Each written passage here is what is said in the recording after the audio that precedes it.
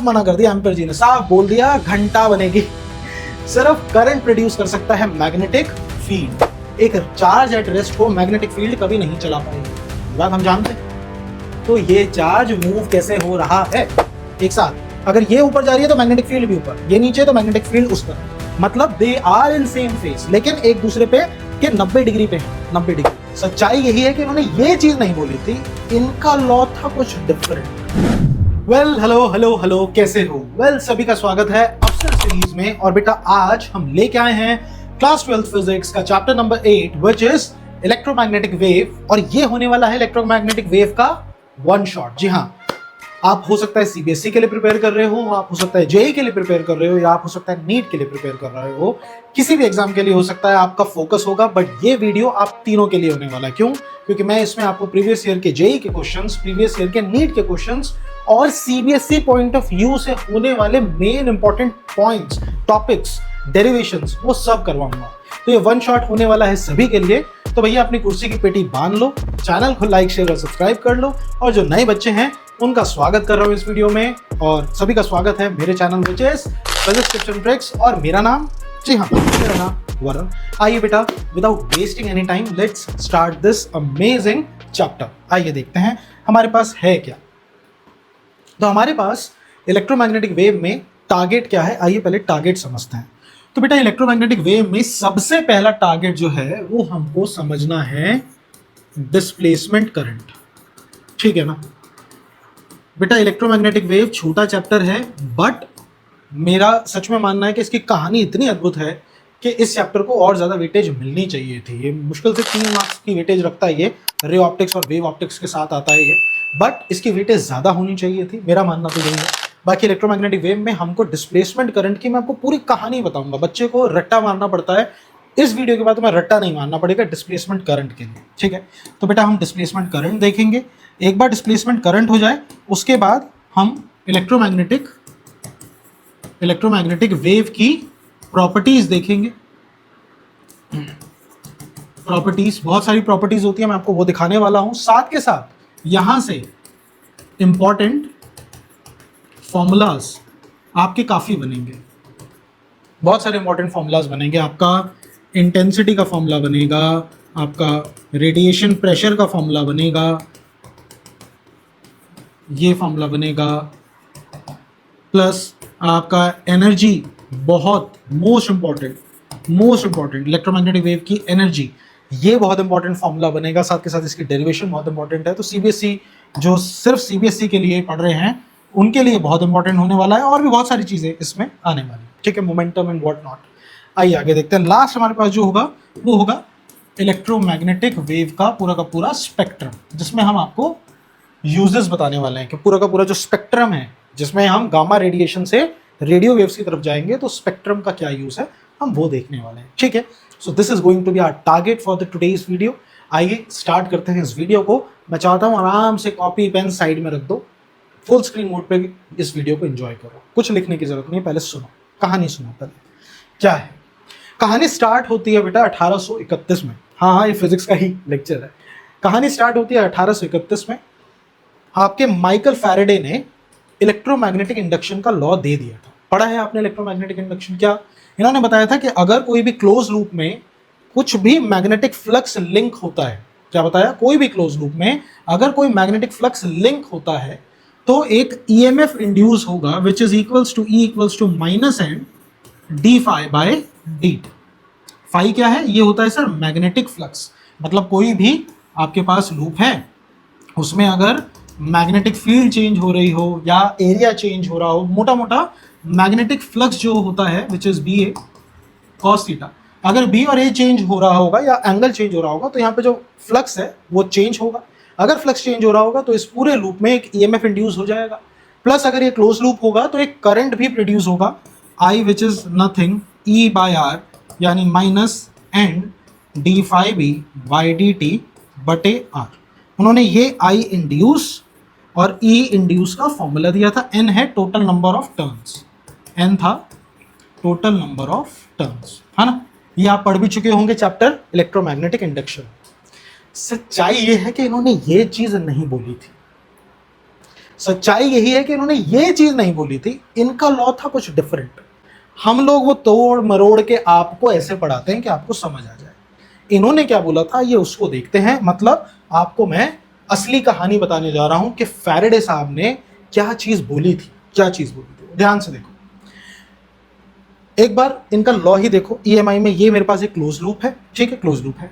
ये जो मैंने डॉट बना रखा है बेटा, ये मैग्नेटिक फील्ड है जो कि आप देख रहे हैं इस लूप के परपेंडिकुलर है, ठीक। अब फर्स्ट करें, मैग्नेटिक फील्ड जो है ये चेंज हो रही है, ये घट रही है, ठीक है। मतलब आप ये मान लो कि समय के साथ साथ d/dt जो है ना वो डिक्रीज हो रहा है, डिक्रीजिंग है, ठीक है। बल्कि d/dt भी छोड़ो, सिंपल b लिख देता हूं, जो b है वो डिक्रीजिंग है। मतलब ये डॉट कम हो रहा है, डॉट कम हो रहा है तो मतलब धीरे धीरे करके काले ये सफेद सफेद डॉट हटेंगे। मैग्नेटिक फील्ड में चेंज आ रहा है, मैग्नेटिक फील्ड में चेंज आ रहा है तो फ्लक्स में चेंज आ रहा है, ये रहा फॉर्मूला। बी अगर चेंज हो रहा है तो फाई चेंज हो रहा है। मतलब फैराडे कह रहे हैं कि अब इसमें एक ईएमएफ इंड्यूस होगा, है ना।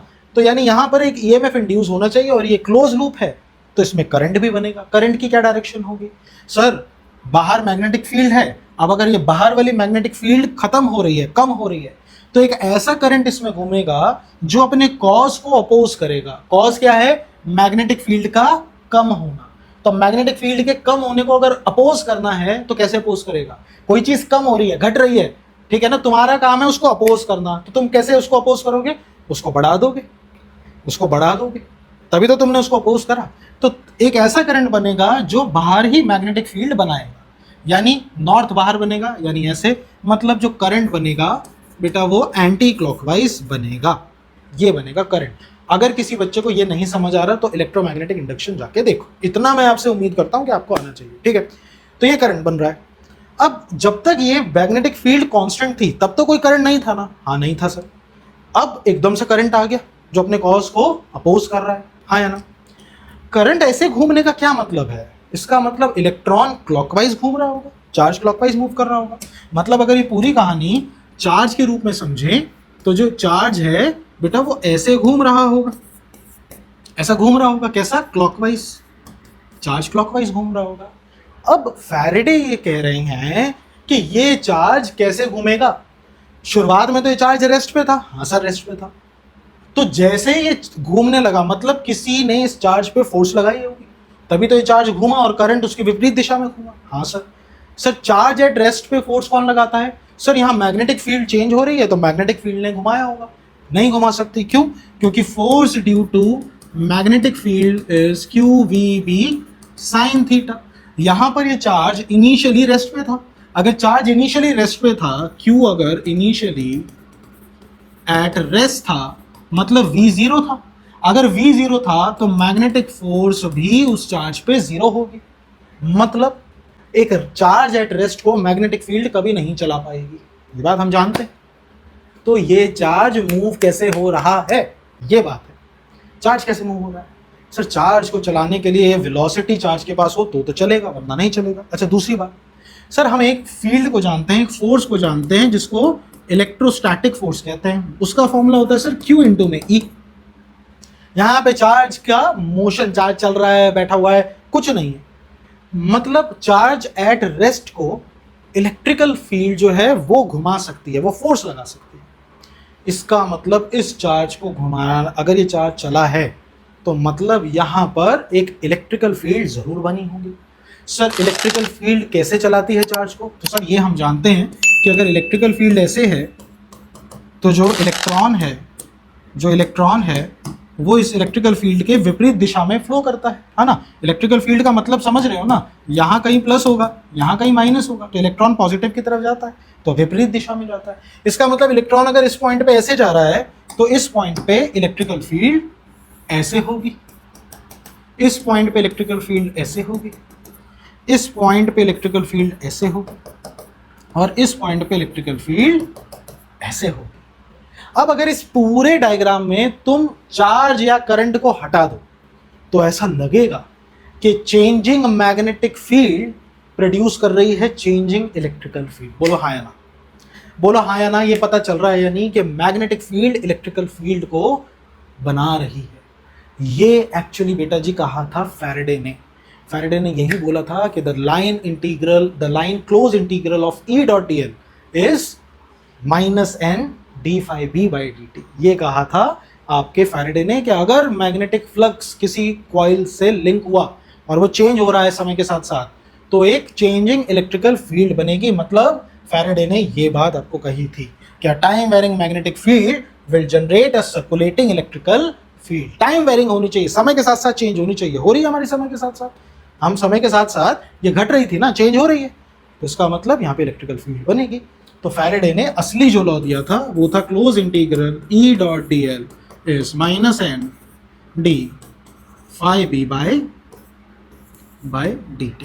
बेटा ये लॉ था फैराडे का।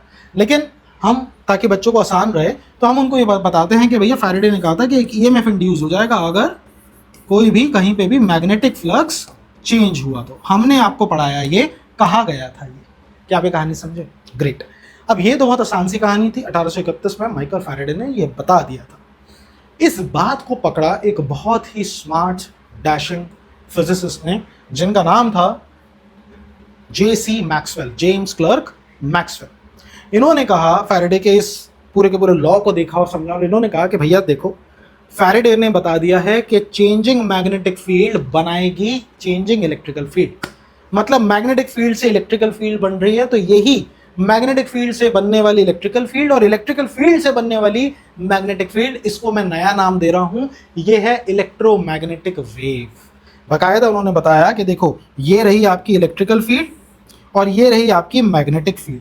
तो इस इलेक्ट्रिकल फील्ड से बन रही है ये मैग्नेटिक फील्ड और फिर ये मैग्नेटिक फील्ड बना रही है ये इलेक्ट्रिकल फील्ड, फिर ये इलेक्ट्रिकल फील्ड बना रही है ये मैग्नेटिक फील्ड। रुक जाओ।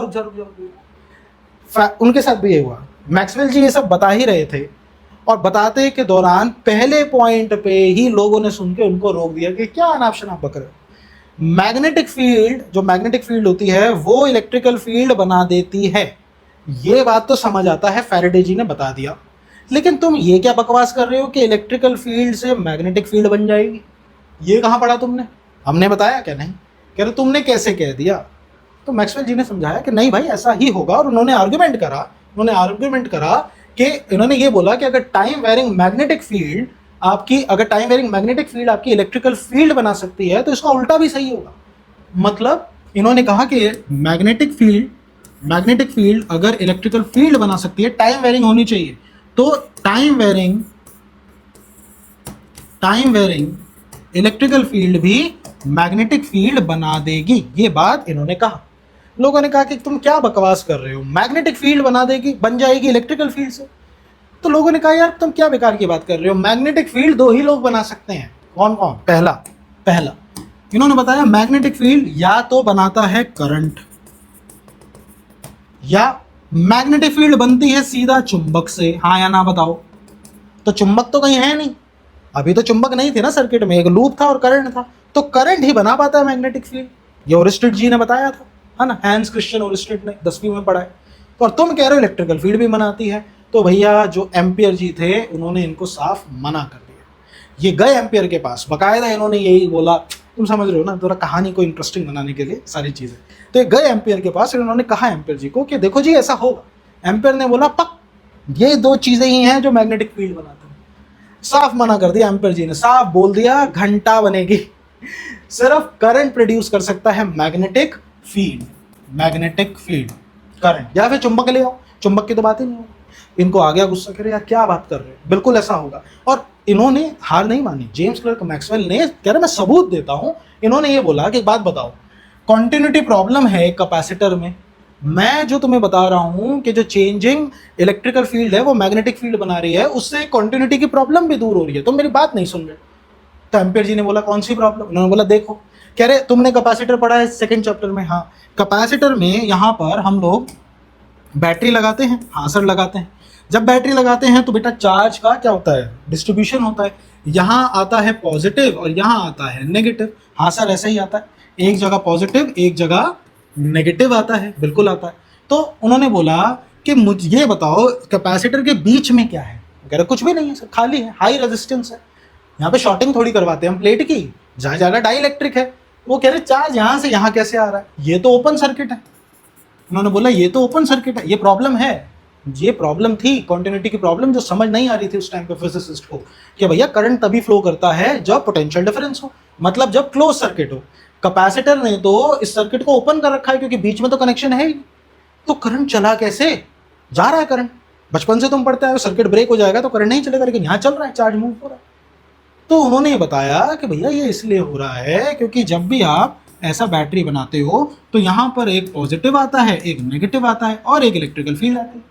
फिर कुछ टाइम बाद एक पॉजिटिव एक नेगेटिव और एक इलेक्ट्रिकल फील्ड, फिर पॉजिटिव एक नेगेटिव फिर electrical field and so on. तो जब तक ये पूरा भर नहीं जाता तब तक यहाँ पर ध्यान से देखो, समय के साथ साथ इलेक्ट्रिकल फील्ड पैदा होती है, चेंज होती रहती है। और जब यहाँ इलेक्ट्रिकल फील्ड आती रहती है यानी इलेक्ट्रिकल फील्ड चेंज हो रही है तो वो यहाँ पर मैग्नेटिक फील्ड बनाती है। और जहाँ मैग्नेटिक फील्ड है, जहाँ मैग्नेटिक फील्ड मतलब फ्लक्स, मैग्नेटिक फील्ड भी तो बन रही होगी ना, वो भी चेंजिंग हो, तो वो चेंजिंग इलेक्ट्रिकल फील्ड बनाएगी चेंजिंग मैग्नेटिक फील्ड, ये चेंजिंग इलेक्ट्रिकल फील्ड बनाएगी चेंजिंग मैग्नेटिक फील्ड, और चेंजिंग मैग्नेटिक फील्ड की वजह से फ्लक्स लिंक करेगा और बनेगा करंट। तो इसलिए यहाँ पे करंट बनता है और करंट इस पॉइंट से इस पॉइंट पे चला जाता है। ये बताया जेम्स क्लर्क मैक्सवेल ने। लेकिन इतना सब एक्सप्लेन करने के बाद भी जो एम्पियर थे उन्होंने साफ मना कर दिया, ऐसा कुछ नहीं होता है। उन्होंने बोला एक ही तरीका है, करंट ही बना सकता है मैग्नेटिक फील्ड, इलेक्ट्रिकल फील्ड से कभी करंट नहीं बनता। कह रहे हम नहीं मानते तुम्हारी इस बात को। अब भैया वही है कि भैया प्रत्यक्ष को प्रमाण की जरूरत नहीं होती। तो मैक्सवेल ने बोला इधर आओ, सारे इधर आओ। उन्होंने बोला एक बात बताओ, जो हैंस ओरिस्टेड जी थे जिन्होंने ये एक्सपेरिमेंट करा था कि एक बैटरी लगाई और यहाँ पर एक बल्ब लगाया और यहाँ पर उन्होंने जैसे ही इसको बंद करा तो यहाँ करंट चला, तो इन्होंने कैसे बोला था कि यहाँ पर मैग्नेटिक फील्ड बन रही है? तो लोगों ने कहा कि कुछ नहीं, उन्होंने यहाँ पर एक मैग्नेटिक नीडल रख दी थी, मैग्नेटिक नीडल। जैसे यहाँ पे इसको बंद करा ये मैग्नेटिक नीडल डिस्प्लेस हो गई, घूम गई। और इस मैग्नेटिक नीडल को कौन घुमा सकता है? मैग्नेट ही घुमा सकती है, आसपास कुछ है नहीं। तो यहाँ से उन्होंने बताया था कि current carrying conductor magnetic field बनाता है, यहाँ से बताया। उन्होंने बोला अच्छा, मतलब मैग्नेटिक फील्ड पता लगाने का एक ही तरीका है कि कंपास रख दो, अगर कंपास हिल गया तो मतलब मैग्नेटिक फील्ड है। सब लोगों ने बोला हाँ भाई यही तरीका है, ओरिस्टेड जी ने ऐसे ही बता रखा है। उन्होंने बोला चलो ठीक है, ये रहा कैपेसिटर, ये रहा कैपेसिटर। उन्होंने क्या करा कि उन्होंने आपके जेसी मैक्सवेल साहब ने, उन्होंने यहाँ बैटरी लगाई और जैसे स्विच क्लोज करा तो उन्होंने यहाँ मैग्नेटिक कंपास रख दिया। जैसे स्विच क्लोज करा ये मैग्नेटिक कंपास यहाँ से मूव हो गया। तो उन्होंने क्या बोला कि बताओ भाई ये मूव हो गया, इसका मतलब यहाँ पर करंट है? लोगों ने बोला बिल्कुल है, बिल्कुल है, यहाँ पे करंट है, तभी तो मैग्नेटिक नीडल ऐसे डिस्प्लेस हो गई।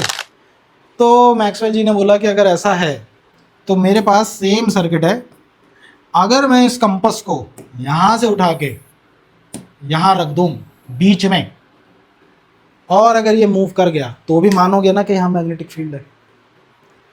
बाकी सबने बोला कि जब मान जाएंगे, अगर है तो करके दिखाओ। भाई उन्होंने रखा, बंद करा, फैड़ से ये मूव हो गया, धुआं धुआं। सोचो क्या मोमेंट रहा होगा भाई, वो क्या रहा होगा। सब एक दूसरे की शक्ल देख रहे कि भाई नीडल डिस्प्लेस हो गई। इस नीडल को तो चुंबक ही हिला सकती थी, इसका मतलब बीच में कहीं चुंबक है, कहीं ना कहीं चुंबक है। सब गए एम्पियर जी के पास कि लॉन्डे ने आपका लॉ गलत कर दिया। एम्पियर सर्किटल लॉ की धजियां उड़ा दी मैक्सवेल जी ने। उन्होंने बोला कि नहीं भैया, चेंजिंग इलेक्ट्रिकल फील्ड भी मैग्नेटिक फील्ड बना देती है, तभी तो ये मूव हो गया। एम्पियर जी के पास गए, एम्पियर जी ने सारी बातें सुन के बोल दिया ये।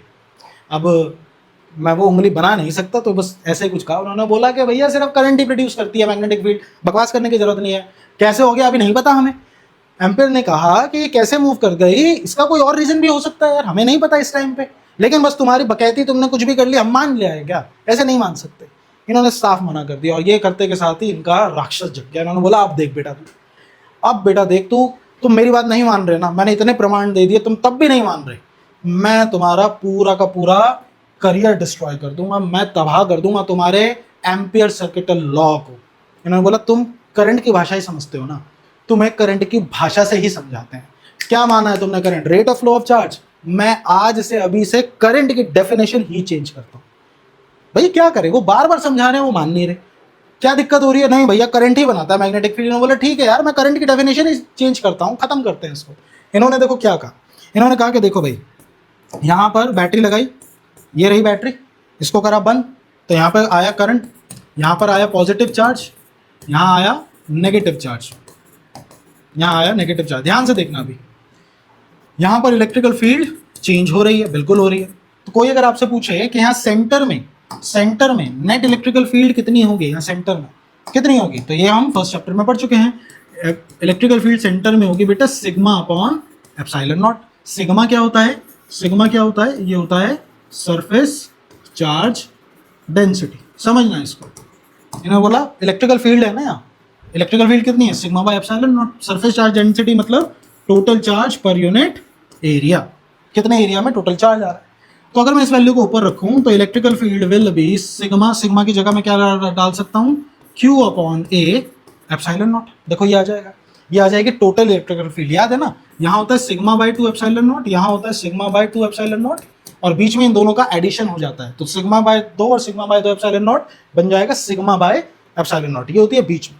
तो उन्होंने ये बता दिया Q times A epsilon not. ठीक, उन्होंने बोला अब यहाँ इलेक्ट्रिकल फील्ड अगर चेंज हो रही है तो इस पर्टिकुलर एरिया में से, यहाँ पे अगर एक एरिया बनाया जाए, अगर एक क्रॉस सेक्शन एरिया बनाए जाए, तो इस एरिया में से इलेक्ट्रिकल फील्ड जब ये चार्ज हो रहा है तो एक, कभी 1 फिर 2 फिर 3 फिर 4 बढ़ रही है, चार्ज हो रहा है, तो इसका मतलब इलेक्ट्रिकल फ्लक्स भी बन रहा है। तो उन्होंने बोला इलेक्ट्रिकल फ्लक्स कितना बन रहा होगा, फाई ई।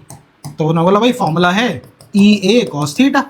कॉस थीटा की यहाँ पे दिक्कत नहीं है क्योंकि इलेक्ट्रिकल फील्ड भी इधर और एरिया वेक्टर भी इधर, यानी यहाँ पे cos 0 होता है 1, तो ये तो हट जाएगा।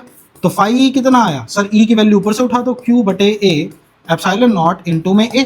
ध्यान से देखो बेटा, ए से ए गया, आपको क्या मिला, आपको मिला सिंपली Q बटे एप्सिलॉन नॉट। ठीक है, अब ये फ्लक्स समय के साथ साथ चेंज भी हो रहा है क्योंकि इलेक्ट्रिकल फील्ड समय के साथ साथ बढ़ रही है, जाए घट भी रही होंगी, तो क्या हुआ, फ्लक्स तो चेंज हो रहा है। तो इन्होंने बोला कि इस इक्वेशन को, ये फर्स्ट मान लो, सेकंड मान लो, उन्होंने बोला अगर मैं फाई को टाइम के रिस्पेक्ट में डिफरेंशिएट कर दूं तो मुझे मिलेगा D by D T of Q बटे एप्सिलॉन नॉट। हाँ सर ये तो है, ध्यान से देखो D Q by D T क्या होता है, तुम समझ रहे हो ना क्या बनने जा रहा है, ये क्या बनने जा रहा है, D Q by D T rate of flow of charge यानी करंट होता है। तो इन्होंने बोला कि आई बटे D Q by D T is I बटे epsilon naught equals to D phi by D T. Epsilon naught को इधर फेंको तो I equals to epsilon naught D phi E by D T. उन्होंने बोला लो करंट की भाषा समझते हो ना तुम, मैंने एक नया करंट बनाया है, ये नया करंट को मैंने नाम दिया ID। मैंने का मतलब मैक्सवेल जी ने जिसको बोला डिस्प्लेसमेंट करंट, डिस्प्लेसमेंट करंट। इन्होंने बोला ये एम्पियर के नॉर्मल करंट की तरह नहीं है, कंडक्शन करंट की तरह नहीं है जो rate of flow of charge पे डिपेंड करता है, ये है मेरा करंट डिस्प्लेसमेंट करंट। ये डिपेंड करता है rate of change in electrical flux with respect to time, मतलब rate of change in electrical flux into epsilon naught यानी परमिटिविटी ऑफ फ्री स्पेस, इस पे डिपेंड करता है। This is ID। उन्होंने प्रूव कर दिया कि देखो बीच में चेंजिंग इलेक्ट्रिकल फ्लक्स से बन गया है करंट। क्या आप ये बात समझे? जब इन्होंने जैसे ये बोला, उन्होंने बोला आप बताओ, आप कौन बोलता है मैथमेटिकली, यार सोचो मैथमेटिकली प्रूव करा, डायमेंशनली करेक्ट फॉर्मूला। हमारी किस्मत अच्छी है कि मैं तुम्हें एक बार में समझा रहा हूँ, ये व्यक्ति का जीवन चला गया होगा ये बनाने में, सोच के देखो सिर्फ ये बनाने में पूरा जीवन जा रहा होगा। सोचो जो आज हम पढ़ रहे हैं, वी आर लकी कि हम इजीली पढ़ पा रहे हैं। तो ID की value I epsilon naught D phi by D T, this is the current. तो उन्होंने बोला इसका मतलब यहाँ पर मेरा डिस्प्लेसमेंट करंट चल रहा है। उन्होंने बोला अब बताओ एम्पियर जी, अब बताओ करंट है ना, है करंट, अगर करंट है तो यहाँ मैग्नेटिक फील्ड भी है, हो गया। ये कहा था और एम्पियर की धज्जियाँ उड़ाई इन्होंने। लेकिन फिर भी उस टाइम को देखते हुए, मतलब जितना इन्होंने सहा होगा उस टाइम को देखते हुए, फिर भी इन्होंने एम्पियर को पूरा सम्मान दिया और इन्होंने बोला कि आपका जो एम्पियर सर्किटल लॉ है मैं उसको ख़त्म नहीं करूँगा, मैं उसको ख़त्म नहीं करूँगा। This is displacement current, note कर लेना कि मैं आपके एम्पियर सर्किटल लॉ को ख़त्म नहीं करूँगा, मैं उसको मॉडिफाई कर देता हूँ, आपका नाम नहीं गिरने दूंगा। और नया एक लॉ बनाया which is updated Ampere's Maxwell circuital law. ये था मैक्सवेल का जादू। आई होप तुम्हें समझ आया होगा। पूरा का पूरा close integral v dot dl is mu not I inside होता था, अब उन्होंने आई इनसाइड को बदला। उन्होंने बोला कि जो म्यू नॉट आई इनसाइड हम बोलते थे ना, ये आई इनसाइड अब दो से माना जाएगा। एक है कंडक्शन करंट जो दिया था एम्पियर ने ये कितना होता था D Q by D T, और दूसरा है आई डी, ये कहा है ये डिस्प्लेसमेंट करंट है, मेरा करंट है which is epsilon naught D phi by D T, ये है। अब इसको पढ़ के आपको एहसास हुआ होगा क्या एक्चुअली एम्पियर का सर्किटल लॉ जो था उसका असली नाम था एम्पियर्स मैक्सवेल सर्किटल लॉ, और वो ये था। लेकिन आपने तो शुरुआती सारे क्वेश्चन डिस्प्लेसमेंट करंट को बिना लिए करें, तो इसका मतलब अब तक हमने जितनी कैलकुलेशन करी वो सब गलत है, क्योंकि हमने तो डिस्प्लेसमेंट करंट लिया ही नहीं। ऐसा ही है? ऐसा बिल्कुल नहीं है। क्यों? क्योंकि बेटा हमने जितने भी सवाल करे, हमने जब भी क्वेश्चन करे हैं, हमने किसी भी पॉइंट पे जब भी करंट को लिया है या आपने पूरा का पूरा एम्पियर्स लूप बनाया, तो कहाँ बनाया है? देखो जैसे मान लो इस पॉइंट पे बनाया है, तो यहाँ तो डिस्प्लेसमेंट करंट जीरो है, यहाँ तो कंडक्शन करंट है, हाँ या ना बताओ?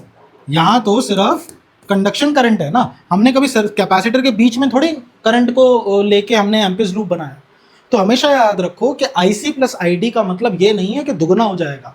इस पूरे में इस पॉइंट से लेके यहाँ तक आप IC को यूज करो और इसके अंदर आप ID को यूज करो, और ये बात बताने की जरूरत नहीं है कि जो ID होगा वो IC के बराबर होगा। याद रखना ये बात, याद रखना IC बराबर होता है ID के, लेकिन इसका मतलब ये नहीं कि तुम यहाँ पर भी IC लिख के से ट्वाइस कर दो, ऐसा नहीं है। पॉइंट पे डिपेंड करता है ना कि किस पॉइंट पे एम्पियर्स लूप बनाया जा रहा है ना। अगर तुमने एम्पियर्स लूप मान लो यहाँ बनाया, तो यहाँ तो ID की वैल्यू कितनी है? 0 है, तो IC प्लस ID IC के बराबर आ जाएगा। और अगर यहाँ पर बनाया तो यहाँ पर IC प्लस ID में IC 0 है, तो यानी जो टोटल करंट है वो ID के बराबर आ जाएगा। तो यहाँ अंदर ID और यहाँ बाहर IC चले। क्या आप ये बात समझे? इसलिए हमारे आंसर्स बिल्कुल सही हैं जो भी हमने अभी तक करा है। This is your updated Ampere's Maxwell circuital law. उम्मीद करता हूँ आपको कहानी पसंद आई होगी। उसके बाद मैक्सवेल ने यही नहीं रुके, उन्होंने बोला मैं तुम्हें 4 इक्वेशन देने जा रहा हूँ पूरे संसार को। ये 4 की 4 इक्वेशन पूरी के पूरा इलेक्ट्रोमैग्नेटिज्म को समझा देगी, केवल 4 इक्वेशन। और ये हुआ भी। चारों इक्वेशन उन्होंने खुद नहीं बनाई थी, बहुत से और फिजिसिस्ट थे जिन्होंने बनाई थी, लेकिन इन्होंने कहा था कि ये 4 इक्वेशन पूरा का पूरा इलेक्ट्रोमैग्नेटिज्म को समझा सकती है। तो ये CBSE पॉइंट ऑफ व्यू से बहुत इंपॉर्टेंट है, और जो ये डेरिवेशन मैंने करी है ये भी CBSE पॉइंट ऑफ व्यू से बेटा बहुत ज़्यादा इंपॉर्टेंट है। आपको ये डेरिवेशन पूरी आनी चाहिए कि कैसे करा, हमने प्रूव करा है यहाँ डिस्प्लेसमेंट करंट, ठीक है। और ये डेरिवेशन है। बाकी 4 इक्वेशन कौन कौन सी थी, ठीक है? एक तो यही थी। आइए पहले एक एक करके देखते हैं। पहले इलेक्ट्रोस्टैटिक्स में आ जाओ, तो पहले गॉस लॉ इन इलेक्ट्रोस्टैटिक्स था, पढ़ रखा आपने। Close integral E.ds is Q inside bye epsilon not, पहले चैप्टर का था, कोई दिक्कत की बात नहीं। ये थी मैक्सवेल की पहली इक्वेशन। फिर जब गॉस लॉ इलेक्ट्रोस्टैटिक्स में पढ़ा है तो गॉस लॉ मैग्नेटिज्म में भी होगा। Close integral B.ds equals to 0। यहाँ बच्चा गलती करता है, 0 की जगह कुछ ना कुछ I inside bye epsilon not ऐसा कुछ कर देता है, ये मत करना। 0 होता है क्लोज इंटीग्रल में, क्लोज इंटीग्रल B.ds, ये हमने प्रूव भी करा हुआ है। उसके बाद मैक्सवेल की थर्ड इक्वेशन जो थी वो थी फैराडे के, जो फैराडे ने बोला था close integral E.dl is minus D phi B by D T. अगर नंबर ऑफ टर्न्स ज्यादा हैं तो यहाँ पर n भी आ जाएगा। अगर मान लो नंबर ऑफ टर्न्स भी है तो minus n D phi B by D T ये आ जाएगा। n तो यार डिपेंड करता है ना, 1 लूप है 10 लूप है, तो ये है। और last equation is updated Ampere's Maxwell circuital law which is close integral B.dl is mu naught IC plus ID। This is ID, ठीक है ना, epsilon naught D phi by D T. और यही है मैक्सवेल की चारों इक्वेशन। ये चारों बेटा याद कर लेना, CBSE पॉइंट ऑफ व्यू से बहुत इंपॉर्टेंट है। आइए आगे बढ़ते हैं। आइए अब देखते हैं इलेक्ट्रोमैग्नेटिक वेव। मतलब अब जो आपके जेम्स क्लर्क मैक्सवेल हैं वो इलेक्ट्रोमैग्नेटिक वेव को समझा सकते हैं। समझा ही तो रहे थे जब बीच में टोका गया उनको।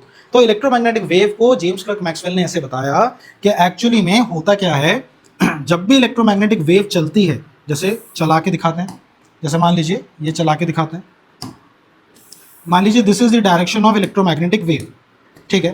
तो इसमें होता ये है कि इसमें एक आपकी इलेक्ट्रिकल फील्ड बनती है, दिस इज इलेक्ट्रिकल फील्ड, और ये इलेक्ट्रिकल फील्ड जो होती है to be precise this changing electrical field बेटा ये बनाती है चेंजिंग मैग्नेटिक फील्ड, ये बनाती है चेंजिंग मैग्नेटिक फील्ड, ठीक है। दोनों ध्यान से देखो, इलेक्ट्रिकल फील्ड और मैग्नेटिक फील्ड दोनों सेम फेज में। सेम फेज का मतलब समझते हो क्या होता है? Same phase simply mean that they will rise together and they will fall together. तो जैसे जैसे ये, ऐसा नहीं होता कि पहले ये बनती है और फिर ये बनती है, ऐसा नहीं होता, दोनों एक साथ बनेंगी और एक साथ कम होती है। अब ये इलेक्ट्रिकल फील्ड, ये चेंजिंग इलेक्ट्रिकल फील्ड बनाती है चेंजिंग मैग्नेटिक फील्ड, फिर ये चेंजिंग मैग्नेटिक फील्ड बनाती है चेंजिंग इलेक्ट्रिकल फील्ड। कैसे? ऐसे ऐसे, अब ये चेंजिंग इलेक्ट्रिकल फील्ड फिर से बनाएंगे चेंजिंग मैग्नेटिक फील्ड, लेकिन कैसे कि इसको अपोज हो। देखो इसने इलेक्ट्रिकल फील्ड बनाया, इस इलेक्ट्रिकल फील्ड ने बनाई ऐसी मैग्नेटिक फील्ड, इस मैग्नेटिक फील्ड ने अपने कॉज को अपोज करके बनाई नीचे की तरफ। तो ये चेंजिंग इलेक्ट्रिकल फील्ड भी इसको, ये मतलब ये जो इलेक्ट्रिकल फील्ड है, जो चेंजिंग इलेक्ट्रिकल फील्ड है, ये भी अपने कॉज, इसको बनाने वाला कौन है, ये है मैग्नेटिक फील्ड। तो इसको अपोज करने के लिए ये भी जो मैग्नेटिक फील्ड बनाएगी वो ऐसी बनाएगी, ऐसी बनाएगी। क्या आप ये बात समझ पा रहे हो? फिर से ये कहानी बचेगी। अब ये जो मैग्नेटिक फील्ड बन गई, ये फर्दर एक इलेक्ट्रिकल फील्ड बनाएगी, और इलेक्ट्रिकल फील्ड ऐसे बने जो अपने कॉज को अपोज करे। मतलब इसको अपोज करने के लिए क्या है कॉज, ये है कॉज, यानी ऐसे बन जाएगी फिर से इलेक्ट्रिकल फील्ड। फिर से ये इलेक्ट्रिकल फील्ड बनाएगी changing magnetic field and so on, और ये कहानी बेटा ऐसा चलती रहेगी। क्या आप ये देख पा रहे हो? ठीक है, और ध्यान से देखो ये क्या है और ये कहाँ को जा रही है, ये जा रही है। तो ये क्या है, इस तरफ क्या है, ये है डायरेक्शन ऑफ इलेक्ट्रोमैग्नेटिक वेव। ठीक, तो ये है पूरी की पूरी इलेक्ट्रोमैग्नेटिक वेव। अब इसमें बहुत सारी चीजें जो मैं आपको बताऊंगा, आइए इसका एक एनिमेशन देखते हैं जिससे आप ये समझ पाओ। तो बेटा ये है आपकी इलेक्ट्रिकल फील्ड, ठीक है, ये आपकी देखो इलेक्ट्रिकल फील्ड है, ये ऐसे जा रही है, ठीक है, साइनसॉइडल। और ये इलेक्ट्रिकल फील्ड अब देखो ये ऊपर जा रही है, फिर नीचे, फिर ऊपर, ये नीचे। तो जब ये ऊपर जाएगी तो ये 90 डिग्री पे मैग्नेटिक फील्ड बनाएगी। देखो ऊपर गई, ये आप ये देख रहे हो कि ये एक साथ बन रही है, एक साथ, एक साथ। अगर ये ऊपर जा रही है तो मैग्नेटिक फील्ड भी ऊपर, ये नीचे तो मैग्नेटिक फील्ड उस तरफ। मतलब they are in same phase, लेकिन एक दूसरे पे के 90 डिग्री पे है, 90 डिग्री पे। क्या ये बात समझ रहे हो? और एक इलेक्ट्रिकल फील्ड बनाती है मैग्नेटिक फील्ड, फिर वो मैग्नेटिक फील्ड बनाती है इलेक्ट्रिकल फील्ड, फिर वो इलेक्ट्रिकल फिर से मैग्नेटिक, फिर से इलेक्ट्रिकल, फिर से मैग्नेटिक एंड सो ऑन। और पूरी की पूरी इलेक्ट्रोमैग्नेटिक वेव ऐसे आगे को चलती है जैसे इसमें जाते हुए दिखाई दे रही है। So that is how an electromagnetic wave propagate, ऐसे चलती है बेटा। ठीक है, आइए आगे बढ़ते हैं। अब इलेक्ट्रोमैग्नेटिक वेव के बारे में कुछ दो चार बातें आपके लिए इंपॉर्टेंट है, ध्यान से देखिए। अगर इलेक्ट्रोमैग्नेटिक वेव की मैं बात करूं तो इसकी अगर मैं डायरेक्शन की बात करूं या सिर्फ इलेक्ट्रिकल और मैग्नेटिक फील्ड की बात करूं तो आप यहां पे बोल सकते हैं कि electrical field and magnetic field both are in same phase. बेटा याद रखो, सेम फेज का मतलब सिंपली ये है कि they will rise together and they will fall together, that's it, that's it. अभी इनके बीच का एंगल, प्लेन एंगल की बात मैंने अभी नहीं करी, ये हमेशा सेम फेज में है। मैं इसके बारे में अभी और आगे बताऊंगा और अच्छे से बताऊंगा, अभी सिर्फ इतना ही, ठीक है। आइए आगे बढ़ते हैं। Equation of travelling electromagnetic wave. अब आपको जितना भी अब ये जो वेव है बेटा ये ट्रैवल कर रही है, तो अब मैं इसका मैथमेटिकल एनालिसिस आपको दिखाना है। तो मैथमेटिकल एनालिसिस के लिए आपको ट्रैवलिंग वेव के बारे में आइडिया होना चाहिए, ये आपके लिए बहुत इंपॉर्टेंट है। ये 11th का रिकैप मैं लेके आया हूँ। जो भी ट्रैवलिंग वेव होती है बेटा उसकी इक्वेशन होती है y equals to a sine kx plus minus omega T. ये होती है ट्रैवलिंग वेव की इक्वेशन। इसमें कौन सी चीज़ क्या है ध्यान से देखो। a क्या होता है, इसको बोलते हैं एम्पलीट्यूड। एम्पलीट्यूड से आप क्या समझो, आप इससे समझो बेसिकली, आप इससे समझो मैक्सिमम वैल्यू, मैक्सिमम वैल्यू, ठीक है। फिर साइन क्या है, ट्रिग्नोमेट्रिक फंक्शन है। अब इसके अंदर ये क्या है, इस पूरे को हम क्या बोलते हैं, ये पूरा का पूरा फेज होता है। अब इस फेज, ये फेज भी किन चीज़ों से बना है ध्यान से देखो। ये फेज किससे बना है, एक तो है के, के व्हाट इज के बेटा, इसको बोलते हैं एंगुलर वेव नंबर। बेटा के बराबर होता है 2 पाई बटे लैम्डा के, और लैम्डा यहाँ पर क्या होता है बेटा, लैम्डा होता है बेटा यहाँ पर वेवलेंथ, ये वेवलेंथ होता है, ठीक है। x क्या है सर यहाँ पर, x what is x, x आपको ये बताता है कि वेव किस दिशा में जा रही है। ये क्या बताता है, डायरेक्शन ऑफ वेव। जैसे उदाहरण के लिए पिछले डायग्राम में ये वेव, यहाँ पर ध्यान से देखो, वेव जा रही है x एक्सिस में, यहाँ y एक्सिस में इलेक्ट्रिकल फील्ड है और z एक्सिस में मैग्नेटिक फील्ड है। तो x यहाँ पर क्या बता रहा है, ये बता रहा है कि वेव की डायरेक्शन क्या है। सर इसका मतलब y equals to a sine K y omega T भी होता है, बिल्कुल होता है, लेकिन अगर इसको y कर दिया तो ये ट्रांसवर्स वेव नहीं कहलाएगी, इस बात का ध्यान रखना। अभी बताऊंगा आगे, पहले इसको समझो। क्या आप समझे, ये आपको बताएगा कि वेव किस दिशा में जा रही है। तो सर ये क्या बता रहा है, y क्या है, ये है बेटा displacement of particle, displacement of particle, कि भैया वेव क्या होती है, कुछ डिस्टर्बेंस होती है तो पार्टिकल कहाँ डिस्टर्ब हो रहा है। जैसे देखो वाई एक्सिस में ई है, तो यानी यहाँ पर जो ये इलेक्ट्रिकल फील्ड की डायरेक्शन है, इलेक्ट्रिकल फील्ड कहाँ जा रही है, वाई एक्सिस में, वो बताता है ये वाई, समझे, और एक्स बताता है वेव की डायरेक्शन। अगर यहाँ भी आपने वाई कर दिया और यहाँ भी वाई कर दिया, तो इसका मतलब वेव की डायरेक्शन भी वाई में और पार्टिकल की भी डायरेक्शन वाई में। देखो पार्टिकल भी ऐसे जा रहा है और वेव भी ऐसे जा रही है, तो पार्टिकल भी ऐसे वेव भी ऐसे, तो ये कैसी है, ये तो साउंड वेव बन गई, यानी लॉन्गिट्यूडनल वेव। साउंड वेव कैसे चलती है, पार्टिकल कैसे वाइब्रेट करता है, टंग टंग टंग, और साउंड वेव भी ऐसे जाती है, तो ये तो लॉन्गिट्यूडनल वेव हो गई। लेकिन ये कैसी वेव है, इलेक्ट्रोमैग्नेटिक वेव कैसी वेव है बेटा, ये है transverse wave. Transverse wave, transverse wave क्या होती है, ये वो वेव होती है जिसमें इलेक्ट्रिकल फील्ड और मैग्नेटिक फील्ड इसकी जो डायरेक्शन है, ये दोनों म्यूचुअली परपेंडिकुलर होते हैं, या बोलो पार्टिकल वेव की डायरेक्शन के म्यूचुअली परपेंडिकुलर होता है। अगर पार्टिकल ऐसे वाइब्रेट कर रहा है तो वेव आगे जा रही है, तो पार्टिकल ऐसे वेव आगे, तो ये 90 डिग्री पे आ गया, ये है ट्रांसवर्स वेव। जैसे light is a transverse wave. क्या आप ये बात समझे, ठीक है। लेकिन अगर आप करने को चाहो तो आप यहाँ दोनों को वाई वाई कर सकते हो, लेकिन फिर वो इलेक्ट्रोमैग्नेटिक वेव के लिए नहीं होगा, वो कोई और वेव बन जाएगी, लॉन्गिट्यूडनल बन जाएगी, ठीक है। फिर नेक्स्ट देखो हमारे पास क्या है, नेक्स्ट हमारे पास ओमेगा। ओमेगा क्या होता है सर, ये क्या होता है, इसको बोलते हैं sir angular frequency. Angular frequency omega किसके बराबर होता है, ये होता है सर 2 पाई एफ के। एफ क्या है, एफ क्या है, नॉर्मल आपकी फ्रीक्वेंसी। आप चाहो तो ओमेगा को 2 पाई बाय टी भी कर सकते हो, क्योंकि frequency is inversely proportional to time होता है, ठीक है। तो ये ओमेगा है K X plus minus omega T, और टी क्या है यहाँ पर, टी यहाँ टाइम है। कौन से इंस्टेंट पे आप ये समझ रहे हो, देखना चाह रहे हो, टाइम इंस्टेंट, हाँ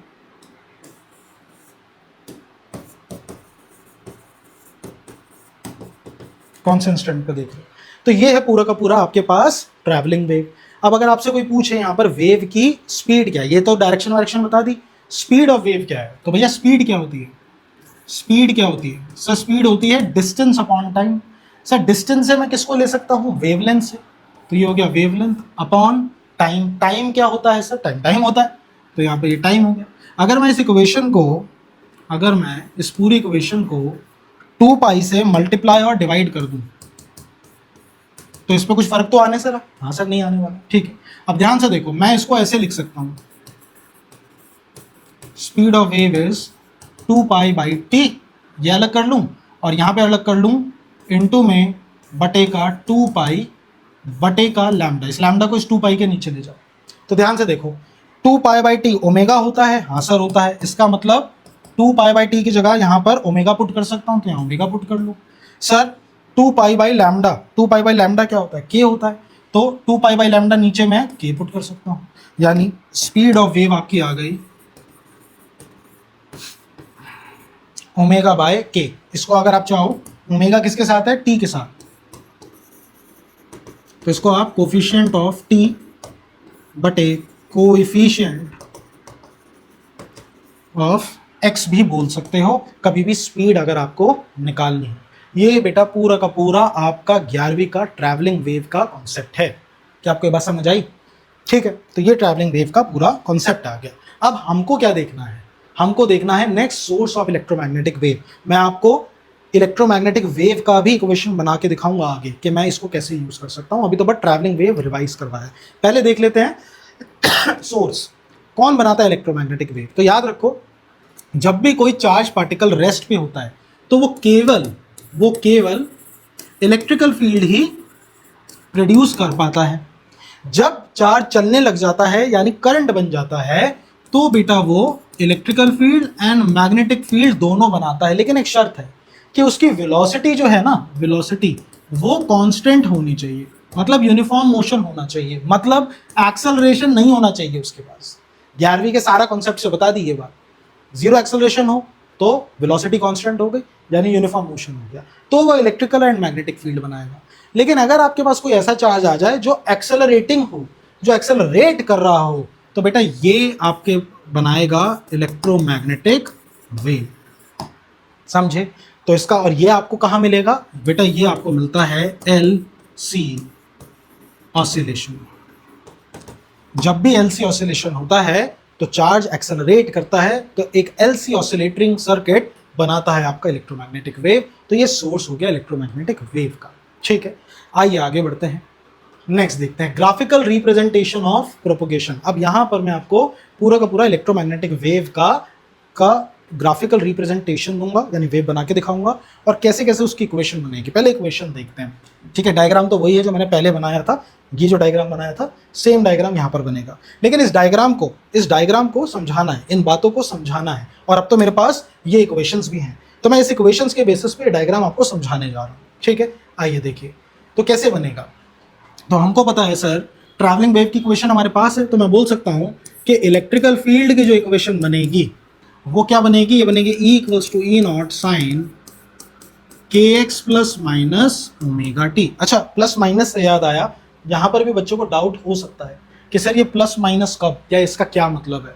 तो आप सिंपली एक चीज़ याद रखो कि जब भी आपके पास साइन के रूप में, मैं यहाँ पर बता देता हूँ, साइन जब भी आपके पास सेम साइन होगा ना बेटा, सेम साइन का क्या मतलब है, या तो आपके पास यहाँ भी kx प्लस में हो और ओमेगा टी भी प्लस में हो, मतलब kx and omega T both are plus और माइनस, दोनों पॉजिटिव या दोनों नेगेटिव हो।